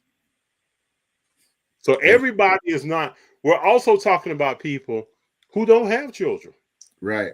Who are in a break room talking. Right. Because their goal is to differentiate this break room from another break room. Exactly. And to sell. I'm here to sell. I'm taking Home Shopping Network to the next level. Exactly. But everybody ain't down with that, man. So Jordan, remember when I came in your break room with somebody made a joke? I was like, let's not make that joke. Remember when I first came? Someone made something crazy. Yeah. Yeah, I was like, let's not go there because we're going to defense. That should just tell you type of thought process I go through when stuff like that happens. I got you, bro. Something. There's a line that we can talk about and joke, but at the end of the day, some things just shouldn't be said in a public forum. No, I got you. My buddy texted me and said that KD is going to the Clippers. KD is not throwing his career away. There's no way. He's throwing his career away. I mean, he might as well just go outside and shoot in the parking lot. All right, guys, it's getting late. I love you. That was a good way to end this. That was. Enjoy the Super Bowl. Big John. Super Bowl predictions before we go out. Eagles by 6. Chiefs by 5. I'm just taking the Eagles. No money line for me. All right, guys. Chiefs by 5. Hey, I appreciate you all. Big John, Jordan, I appreciate everybody in the chat that's been here tonight.